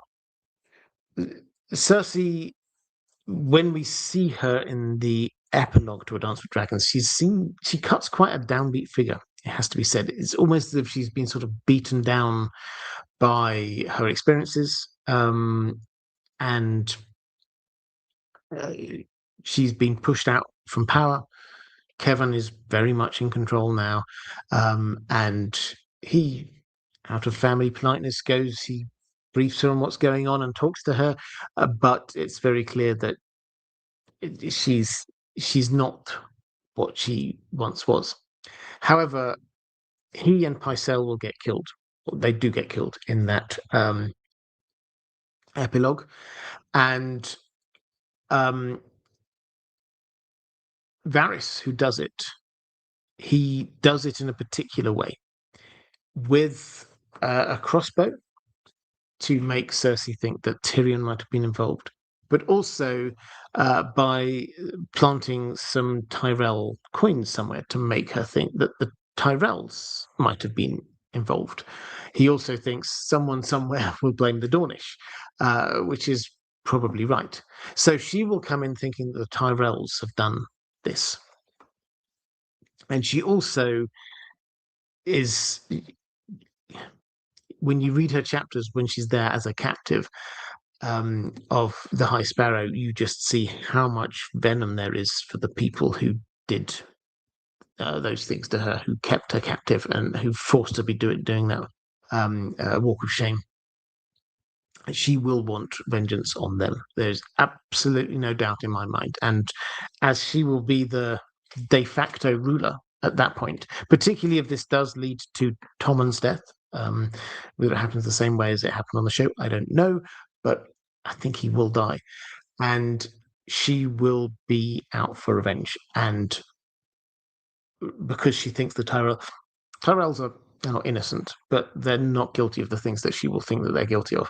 And the High Sparrow is not innocent, but also he's probably not as malicious as she thinks he is. Let's go to question from AD Ross saying, "Greetings, Sir Robert. I hope you and Dan are well." We are, thank you. Well, Dan's not. He's done his back in a little bit. Happens to older greyhounds, I'm afraid. Had to take him to the vet this morning, but he's got his drugs now, so he should be okay. What do you think the High Sparrow will make of Aegon VI if he lives long enough to see Cersei lose King's Landing? Or do you anticipate the High Sparrow will be long gone by then? Yeah, so I've sort of covered off that, but I will happily go with your. Could I indulge you with a cheeky plug? My sci-fi. This is AD Ross saying my sci-fi short story, A God in Binary, appears in the latest edition of a Penumbric speculative fiction magazine, which launched free to read online today. I'm excited. Well, first of all, congratulations on being published. That's excellent. And do go and check it out. If you're watching this live, I'm sure one of the kind moderators will find a link and we'll put it in the live chat. Zero saying there's a lot of discussion about marriage annulments in both Fire and Blood and A Song of Ice and Fire, but the only two examples that come to mind are King Baelor and Tyrion, Tisha. It seems likely that Sansa would have her marriage annulled, but it's not clear why the High Sparrow would get involved. Do you think he would perform the annulment if asked? Can you think of any other annulments that could come up in the story? Marjorie and Tommen, perhaps? Well, so I've touched on the Tyrion-Sansa annulment. Littlefinger seems very confident. You have to ask why the High Sparrow would sign off on it. But if he is a plant, then maybe he would. We don't know all of his thoughts on marriages, but we do know that perhaps he's not a fan of the Lannisters.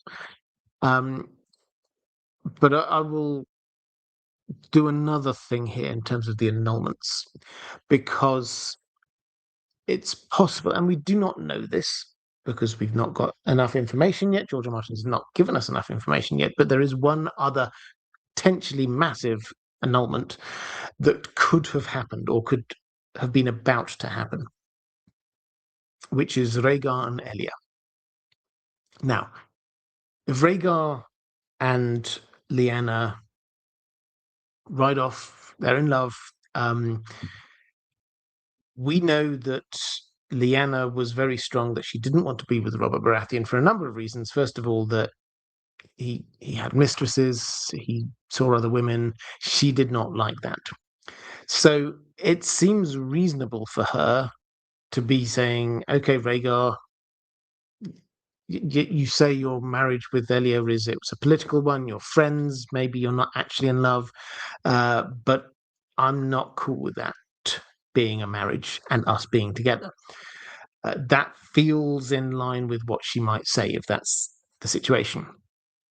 So um, the Martells, they are, broadly speaking, they're quite relaxed about this kind of stuff. Just see if you look at the Sand Snakes, forget the TV show, but in the books you can see the Sand Snakes are valued. They're bastard children of the ruling prince's brother, and they're valued members of the court. There's no shame there at all. They're recognised. It's not a big issue, and they're bastard children by a number of different mothers. So they're a lot more relaxed about that than, say, the Starks might be. But we could imagine Lyanna not being cool with it. So if Rhaegar wanted to have a child with Lyanna, you could certainly imagine that they would go, okay, well, we need to get this marriage to Elia annulled. How would they do that? Well, they would need to, George R. R. Martin has told us, in a marriage that high profile, they would need to get the High Septon's approval, which probably would mean they'd need to settle down somewhere and start up a conversation. The fact that the place that they settled down was Dawn tells us, I think, very clearly that the Martells were okay with what was going on. Because do not mistake this at all, that in a time of war, what Rhaegar et al. Did was he set up camp at a watchtower on the main entry route into Dawn. They will have known. There is a family house fowler whose only job is to keep watch of the Prince's Pass, that way through the mountains, to keep the watchtowers going. They will have known that the heir to the throne has arrived with a woman, Lyanna Stark, and some members of the King's Guard, and probably some other people, and they've set up shop in one of their. They will know, and House Fowler will have told the Martells. The Martells did not do anything, which says they're okay with the situation. So, if we have this, there is, in fact, in the show, they didn't really play up on this all that much, but this is one of the things that Sam found, is when he was down in Old Town. Yes, he found a marriage certificate, but also an annulment, and that had to have come from the High Septon. So that is the other big potential annulment that's there. What grounds could it be annulled? Well, the fact that she couldn't have any more, Elia couldn't have any more children, is perhaps reasonable grounds. Who knows what the High Septon might have agreed to?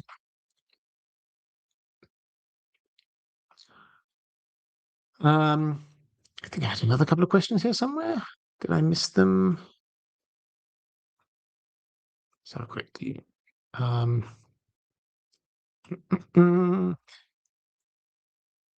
yes. So Martin S saying, just picking up on the question from a moment ago about power imbalances. What do you think about fantasy imbalance and court plotting in general? Then it works in A Song of Ice and Fire because all are human, but an imbalance on Vala in Doriath scale can happen in fantasy too. Yeah. So I think this is something that every fantasy writer deals with in a slightly different way. Very few have the main family with this one overbalanced power, like the dragons. When they do, then that often means that the politicking happens underneath that. So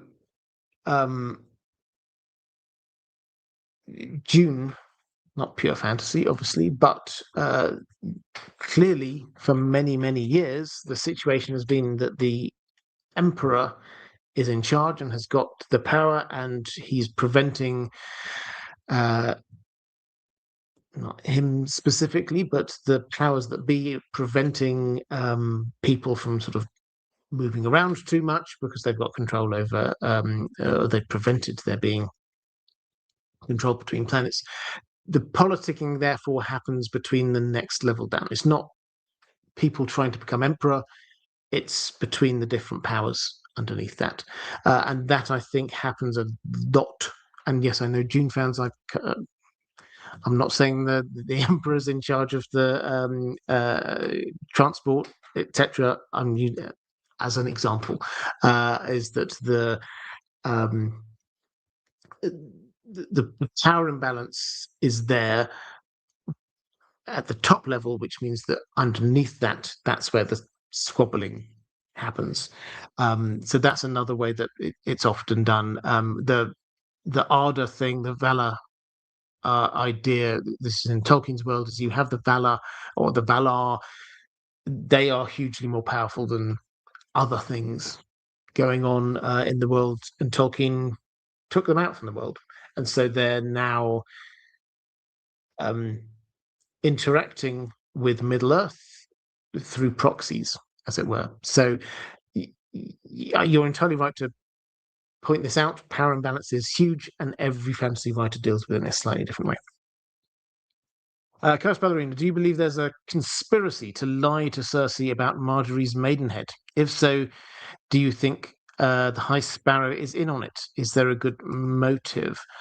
So yeah, this is, I mean, the question, I guess, is that is Marjorie this kind of perfect virginal woman that she's making out to be, or not?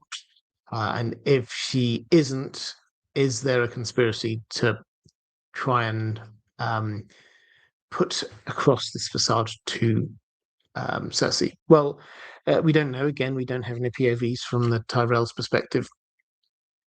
She did get some moon tea from Pycelle, which it seems like the kind of thing that you might do for like one of your closest companions, but not as a general thing, because moon tea is made. It can be made available by. It's not just the maesters who know how to make this. Other people can do too down in the streets of King's Landing. So yeah, it's entirely possible. We simply do not know, but we do know that it is in the Tyrell's best interests for her to be presented as this perfect virginal woman, because otherwise, her within that society, her value would be diminished in terms of her marriage value be diminished. So it was very important to them to say she never slept with Renly, and she obviously never slept with Joffrey. So yeah, she's as good as not married at all. Let's go to a question from where are we at? Stephen saying, hi, Robert and Dan. It's been quite a while since I asked a question. Do you think that Cersei will destroy the Great Sept in the novels as she did on the TV show? If so, what do you think the ramifications will be? It's hard to imagine that such a heinous and frankly blasphemous action would not inspire opposition. Could the destruction of the Great Sept by fire cause some people to lose faith in the Seven and perhaps convert to the faith of R'hllor? So I have touched on this before, and I think it's 100% true that this is not going to have no repercussions. Whatever she does, if it's anything remotely like that, it will have repercussions. And it will, if it's known to be her, again, this really depends on what happens and how. If it's known to be her, then that is never going to leave her. So the problems that she has with the faith would not just be in King's Landing, but if she heads back to Casterly Rock, as I suspect, then the Septons there are also not going to be particularly liking her. But that may then play into what we're wondering is if she's going to be teaming up with Euron when she gets over there. They both don't have much by way of allies, so they might decide to team up. If so, his approach to religion is completely different, and so that might appeal to her as a way to eliminate another bit of a problem. We know that she doesn't think particularly strategically, and so she might think, well, the faith are giving me problems here. I'll set Euron on them, without thinking, oh, well, then I've got to deal with Euron. So, yeah, there will be repercussions. But if it's not known that it was her, might that cause some people's faith to go?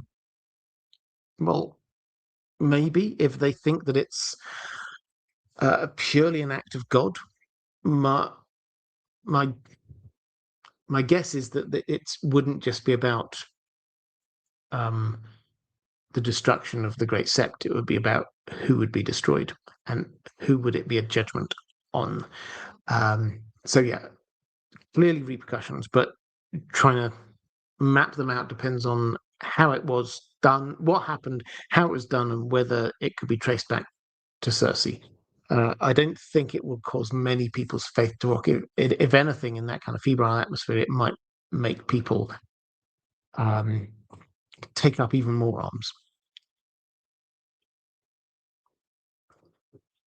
Zero saying, if Cersei's trial does end up actually happening, opposed to something like the show and blowing up the Great Sept, do you think the High Septon would insist on a trial of 7?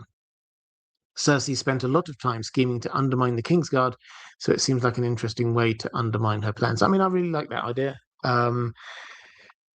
It's she is very clear in her mind that she needs a champion,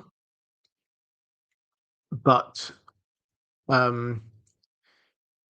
if the High Sparrow does say, "Okay, we've got our 7, you need 7," is she going to be looking on? She can't just get the Kingsguard because Jaime's not there, Loras isn't there, the Kettle Blacks, no, they're all locked up. So she couldn't rely on the Kingsguard. So she'd have to find other people.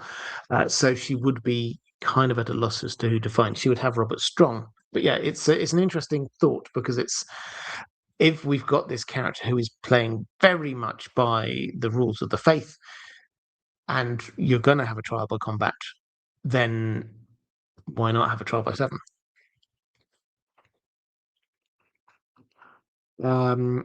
Matthew Ryan, member here for 2 months. Yeah, this is another way. If you wish to support this channel, thank you very much. And if you don't want to go to Patreon for whatever reason, then being a member here is also works.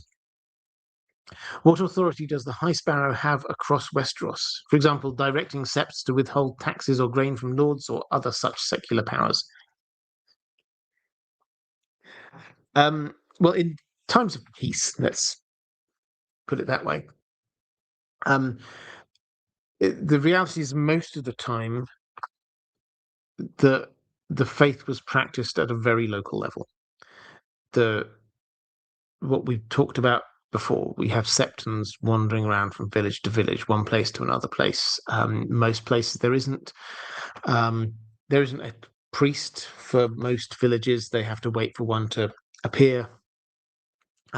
There will be septs in key castles and towns and cities, but not everywhere. So most of the time, people just got on with their religion, which may not be. I mean, the septon who wanders around their village every few months may not actually be the most educated person. He might know how to say the words, might not be able to read. Who knows? So this isn't as a slick an organization as you might think. That said, could the High Septon sort of pass down decrees? Well, they could absolutely pass down decrees. For example, the High Septon denounced the Targaryens when they first arrived, and that was played out across the entire continent. So that kind of thing can happen and has happened. Under the Targaryen rule, though, they wouldn't be able to dabble in local politics, like directing septs to withhold taxes or grains from lords or whatever. That's not their remit. So the faith was protected, but the faith was not allowed to be engaging in local politics and saying, well, you can't support this lord, you can support that lord. That was the province of the local lord, and then feeding all the way up to the king.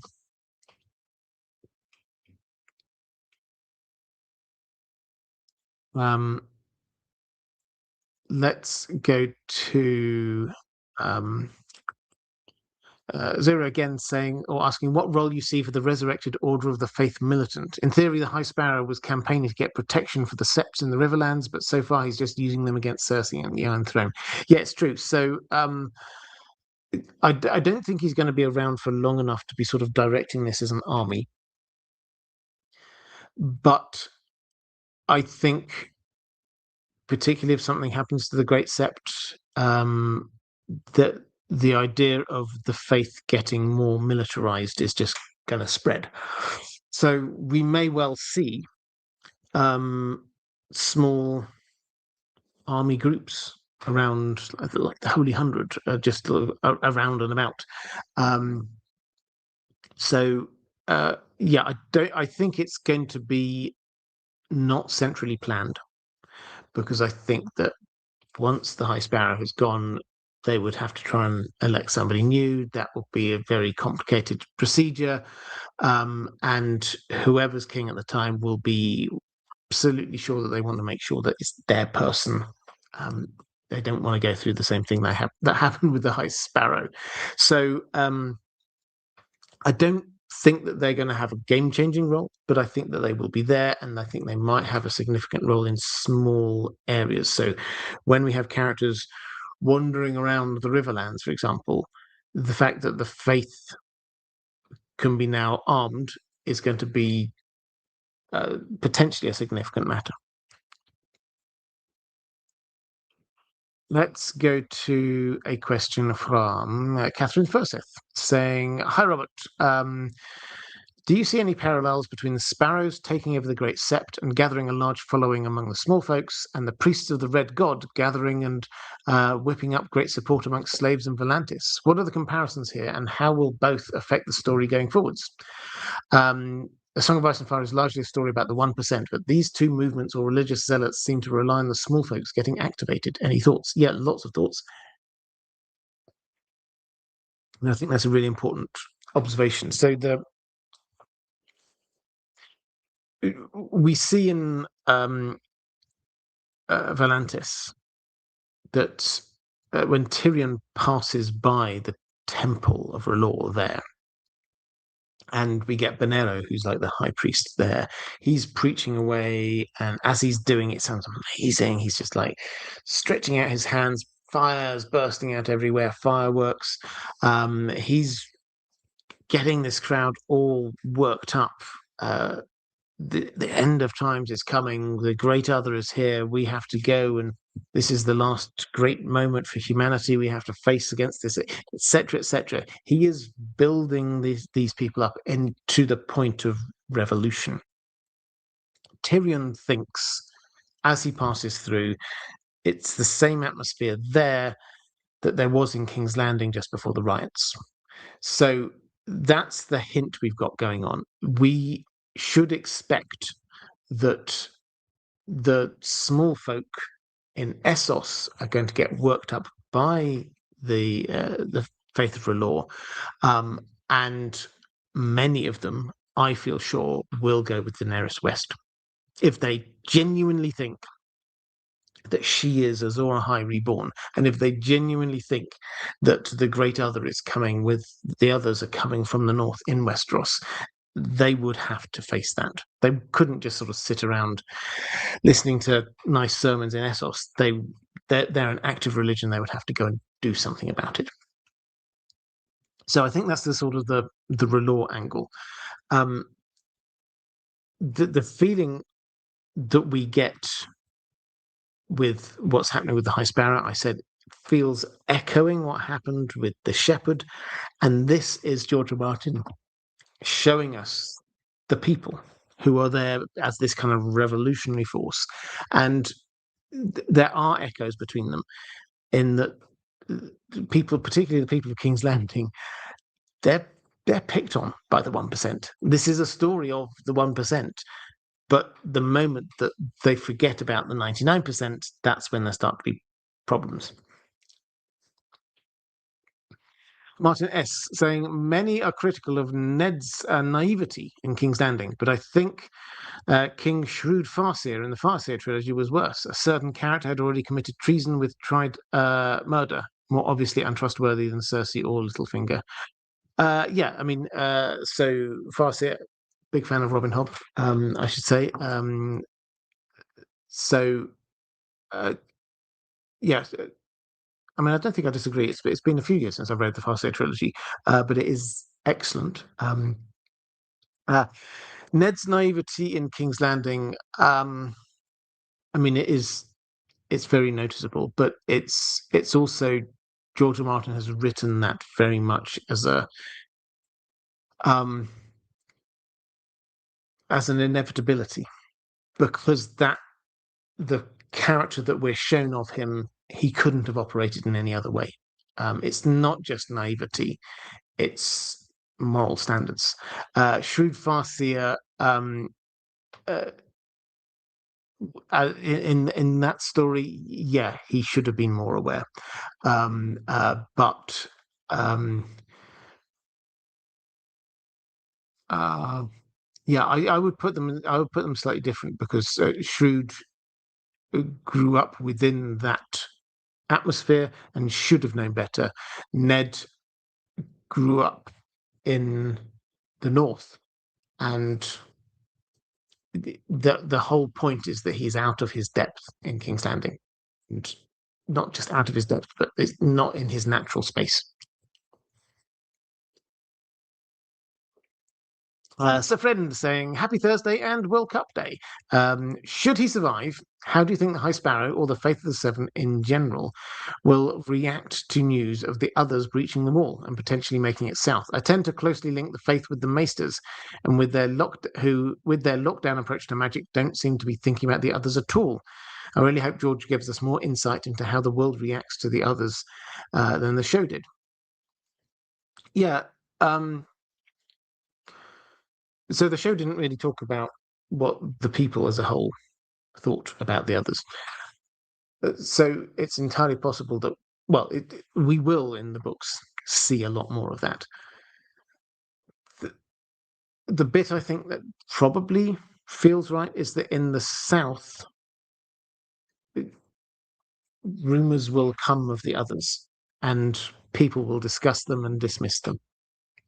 We see this time and again with talk of dragons in King's Landing, in Old Town. The rumors of the dragons existing comes to various people at various times, and it gets discussed, and it's like, well, maybe that's what happened, maybe that's not. They're still a long way away. Let's talk about something else. So that, I think, is what is going to be the feel in King's Landing and other places in the South, is that until the threat gets a lot closer, a lot of people will just not engage with it.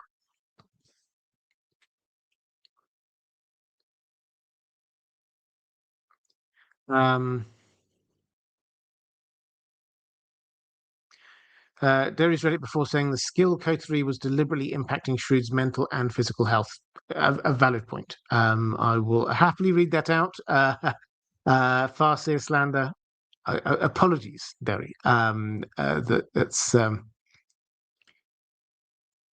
I say, it's been a few years since I read it. Excellent books, but it has been a few years. Anne E. And Derry's read it before. YouTube channel. Go check it out. Anne E. Oh, neat. I was just recently thinking that I would love a deep dive into this guy. I don't have any specific, the High Sparrow, don't have any specific questions. I hope you have a great stream. Well, good. And you're going to watch it on Saturday. Hello on Saturday. James Perkins saying, greetings. My question is about the history of anonymous street preachers of the Faith of the Seven. High Sparrow is placed in his office by a mob of small folk charging up one of the 3 hills of King's Landing to alleviate injustice to the small folk by means of revolutionary violence. In my mind, this is highly reminiscent of that other time a group of small folk effectuated a change in the power structure of the 7 kings by charging up one of the 3 hills, etc., the shepherd, at the end of the dance. Are there any other instances of charismatic street preachers within the Faith of the Seven that could lend us insight into the trend taking place? And do you think we will see a mob of small folk led by a charismatic street preacher charge up the last of the 3 hills in King's Landing in order to change the 7 kingdoms yet again, possibly for Fagon's arrival? So yeah, I mean, this is an interesting one. I'd have to admit I've not thought about the possibility of having identified it, and I think you're entirely right that there is an echo of the shepherd with his mob of small folk and righteous zeal, and the High Sparrow with his mob of small folk and righteous zeal. There's clearly an echo there. King's Landing has 3 hills, one of which contains the Great Sept at the top, one of which has the Dragon Pit at the top, and one of which has the Red Keep at the top. Might we see it? 2 of those have had a nameless rabble-rousing creature leading a mob up there to enact some kind of justice. Might we see that happen on the 3rd hill? In other words, might we see the people of King's Landing raiding the Red Keep? I like this idea. I don't know exactly how Cersei's going to get pushed out, but I think she will. And I think that she's also the type of person not to accept or believe that it's over, given the fact that she doesn't really want to engage in what's happening outside of the castle walls until it's actually very close to her. So it would not surprise me if there is some kind of popular uprising pushing up to the gates of the Red Keep. We've already seen several times people coming up to the small groups of people coming up to the gates of the Red Keep and sort of being pushed away. So might it happen? I wouldn't rule it out. A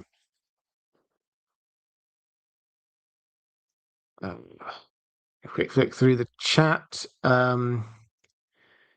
saying so Fagon questions Mandos Trades.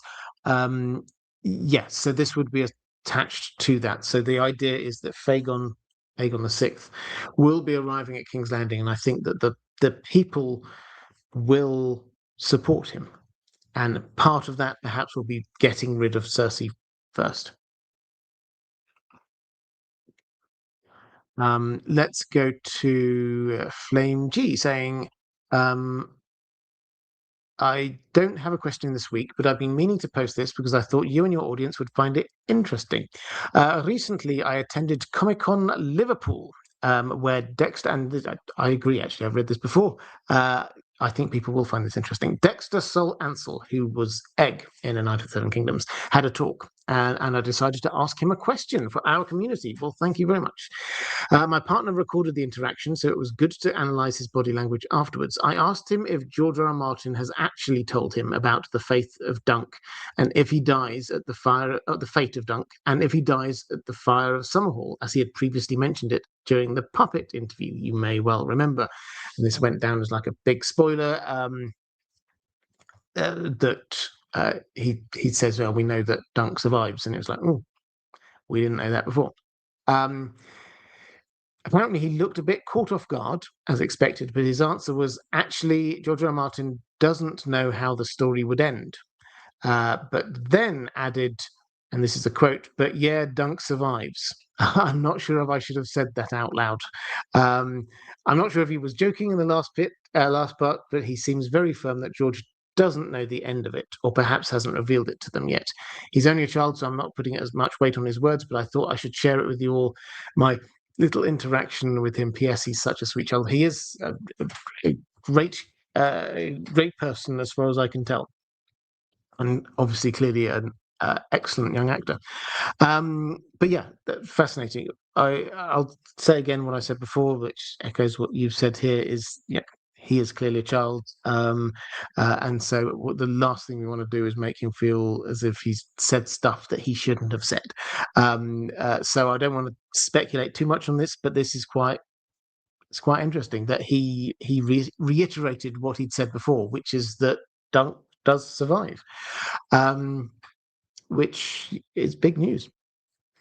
George R. Martin not knowing the end, I think, is just that's just standard George R. Martin. He always says this is his gardener writer thing. He will discover things as he goes along. Skagzilla saying, "Hi Robert, do you think the High Sparrow's identity is actually important? I feel like his role and actions are more crucial, and finding out he's someone specific might take away from his impact in the story." Well, I actually agree with you completely. If he's not someone specific, as in if he's not secretly this other character, then I think that we should take George R. R. Martin's naming of him as a generalization and accept it as it is, because the point that he doesn't want to be going by a name, because he's clearly not insisted on being called High Septon whatever, tells us that he views himself as one of these sparrows, and that is the important point, and his actions are the important point, and the fact that he's there as this embodiment of this faith, also organized religion. It's not just a faith, this is the state organized religion. That is, as you say, that's the important point, not who he is, what his name is. If we find out that his real name is something or other, and he used to be a septon in such and such a place, I don't think that changes anything about the story. I think the fact that it's a mystery is part of the point of it.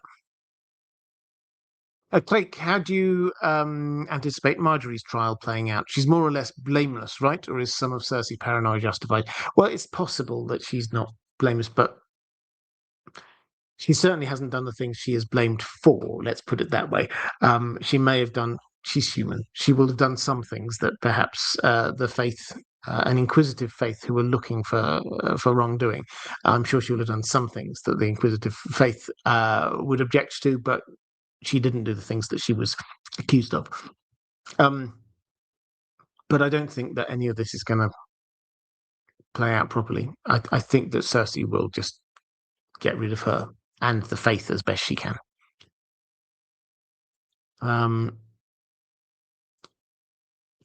AD Ross Fiction saying, Tom Holland being a one-man spoiler machine hasn't done him too much harm, so I'm pretty sure Dexter will be okay. I'm sure Dexter will be absolutely fine. Don't get me wrong. What I'm saying is that what I don't want is him thinking that he's done wrong, because he's still young, and if he's if he comes across this idea that we're all there avidly thinking that he's done a thing that he shouldn't have done, then he might start feeling guilt himself. That was the point I was trying to make. The fact that he's confirmed a thing he's already said, I think, is really helpful for us. So yeah, thank you very much, Flame G, for that. I appreciated it. Oh, just one more question from my patrons. So now is a good time to drop any further questions into the chat. I will try and pick up on as many of them as I can. Ranabir Mitra saying, salutations, Robert and Dan the dog. It's raining, it's pouring. At least we have Edison as our first news signing. Yeah, absolutely. Good to get business done early. Man United thing, not a football stream, but I'm all right with that signing. I usually avoid asking about the show, but I love Jonathan Pryce. I know the High Sparrow is different and more clever in the books, but how do you feel Pryce did in the limited role? I personally feel he can do the book version really accurately. Um, are we due to be getting a trial by 7 in the Winds of Winter, with the High Sparrow raising 7 folks from the Faith Militant to combat Cersei's 7 potential champions? Yeah, so I covered the trial of 7 thing. Um, uh, so yeah, him being more intelligent in the, but I mean, I think they played it in different ways. I think that he seems more effective in the books, but they tried to make him come across as more educated and intelligent on the show, if that kind of makes sense. So I agree. Jonathan Pryce did a fantastic job. I think he's an excellent actor. I do really love the scene with him and Diana Rigg, which was a show only scene, and we should give credit for show only scenes where they are very good. When the two of them sort of sit there, and it's like one of them, oh, it's my knees. What is it for you? Or it's my back as we're getting old. That kind of that. Thought that one worked really well, and you'd almost feel these two great older actors just sort of like enjoying working with each other. So yeah, I think he did a great job. I think one of the things they did as well is they kind of cleaned him up a bit. Um, so yes, he's there dressed very humbly and simply, but in the books, for me, the High Sparrow comes across as even more humble, and less chatty and more to the point. And Jonathan Pryce, I think, gave the character an air of affability that the High Sparrow in the books never comes across to me with, I have to say. You do feel that you could, as Elena Tyrell did, you could have a sensible chat with him and talk some sense, whereas I never think the High Sparrow in the books you could do that with. Okay, let's have a quick flick through the chat.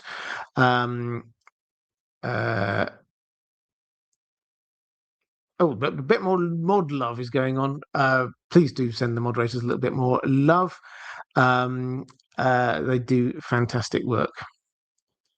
Levac, what would it have looked like if Lucien Frey had been elected High Septon?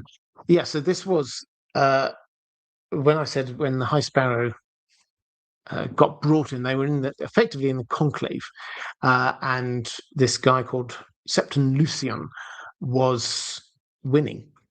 He was, I can't remember what it was exactly, it's something like 17 votes away from winning.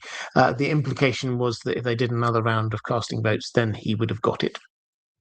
What difference would that have made? And then the crowd burst in with the High Sparrow on their shoulders and basically forced the vote to go their way. What would have happened if the church would have carried on as this state religion? Basically, we don't know huge amounts about Lucian Frey, but he's a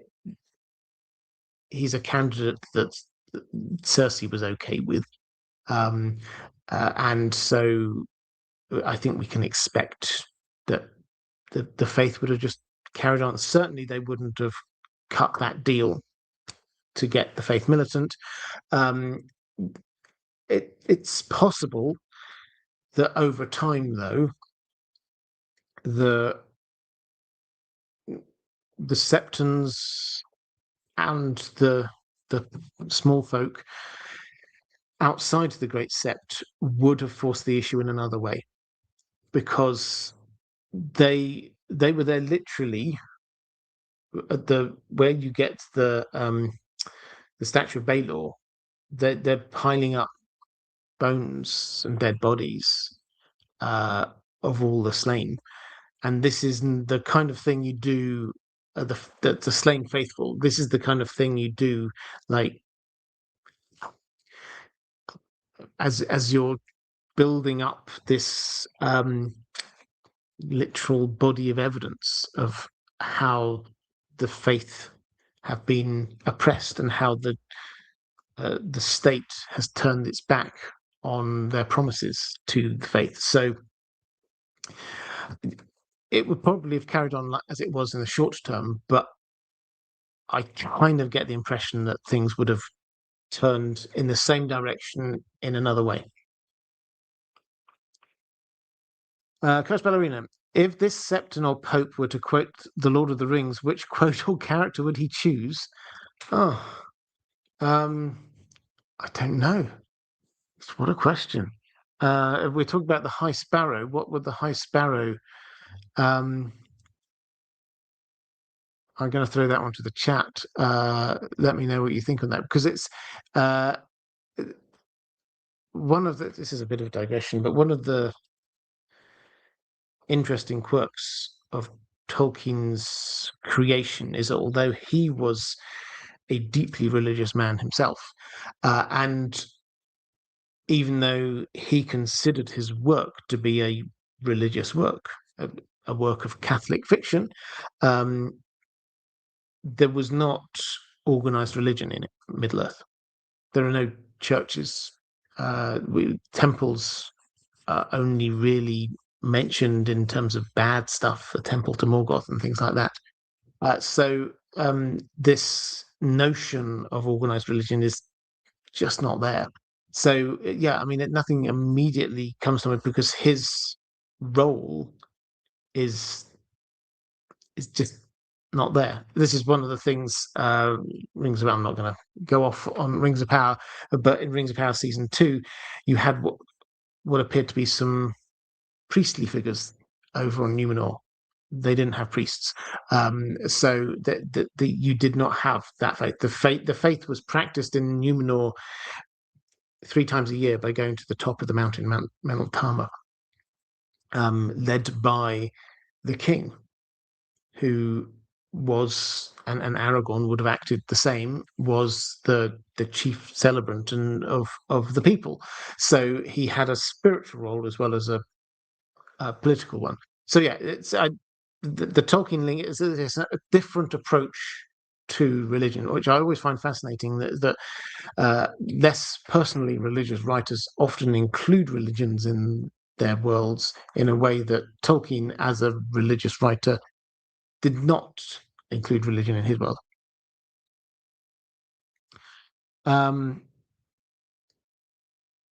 Okay. Let's go. I think with that, Carlos Ballerina is saying that didn't stop the newest pope from quoting Gandalf. Yeah, so the newest pope did quote Gandalf with the I don't have the quote exactly off the top of my head, but it's when Gandalf is saying, Frodo is saying, "I wish that the ring had never come to me," and Gandalf is there with. So the film version is so do many of those who live to see such times, but that is not for them to choose. What is for us to choose is what to do with the times that are given to us, which is a really good paraphrasing of what Tolkien wrote in the books, which is more about tilling the land that we have in front of us. But yeah, the Pope put that in his first encyclical. Is that what popes do? I think that's what popes do. So I think with that, let's talk a little bit about so where we're going. So from next week forward, we're going to be starting to think a little bit more about House of the Dragon. Here, House of the Dragon will be coming out on, I think, on Sunday nights in America. So Monday mornings here in UK, Europe. I probably won't do breakdown videos on the main channel, but keep an eye out for related videos on the main channel, and we will be definitely talking about it over here on IDG Live. Okay, is there anything else I need to plug in? In Deep Sleep. You may be listening to this on In Deep Sleep. If you don't know what In Deep Sleep is, if you listen to these to go to sleep, and that's fine. I'm leaning into it. That's all good. If you go to sleep, if you struggle with sleeping, and you find this useful, fantastic. I've set up a separate channel called In Deep Sleep where you can just put it on. There's no adverts in the middle of it at all. There might be a couple at the very beginning before it gets started, but that's just YouTube.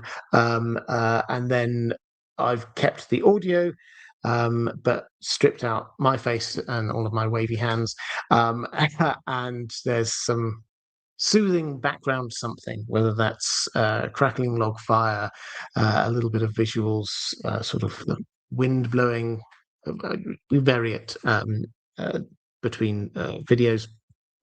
But when I finish talking, that just kind of fades out, and then the video carries on for the full 8 hours. So hopefully by that point you'll have fallen asleep and you won't get rudely awakened by a whole bunch of adverts, because no adverts within it. So that's the plan for In Deep Sleep. Go and check it out if you are interested. And these appear there something like 3 weeks after I've done this live stream. They appear over there.